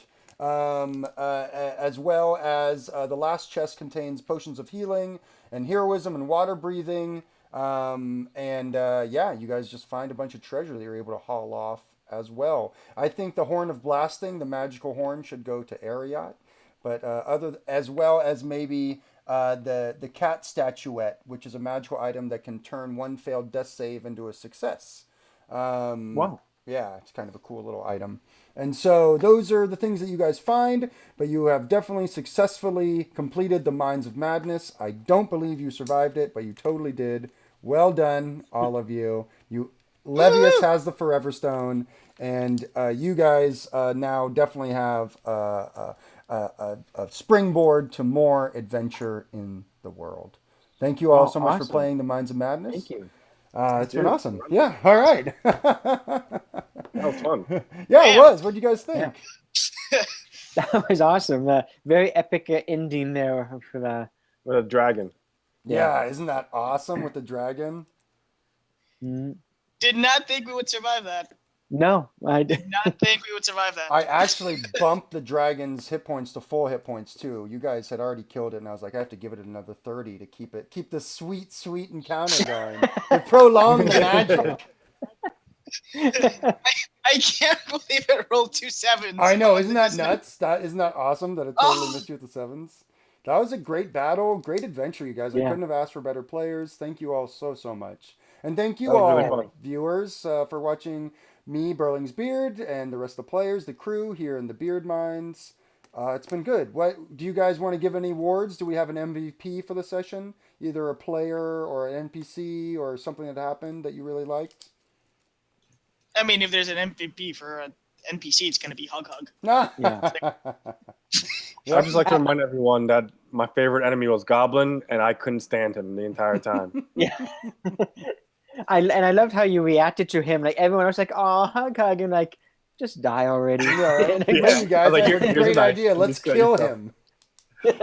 hey guys, every time something dangerous came up, hey guys, I know what we can do. We can Let's use kill hug, the hug. Goblin. Oh, that door you sent him through is actually much nastier than, I mean, like it can do fucked up things to you. That's for sure. You only saw one fucked up thing it'll do where it turned your armor to coins, but it can do other things. Wow. Yeah.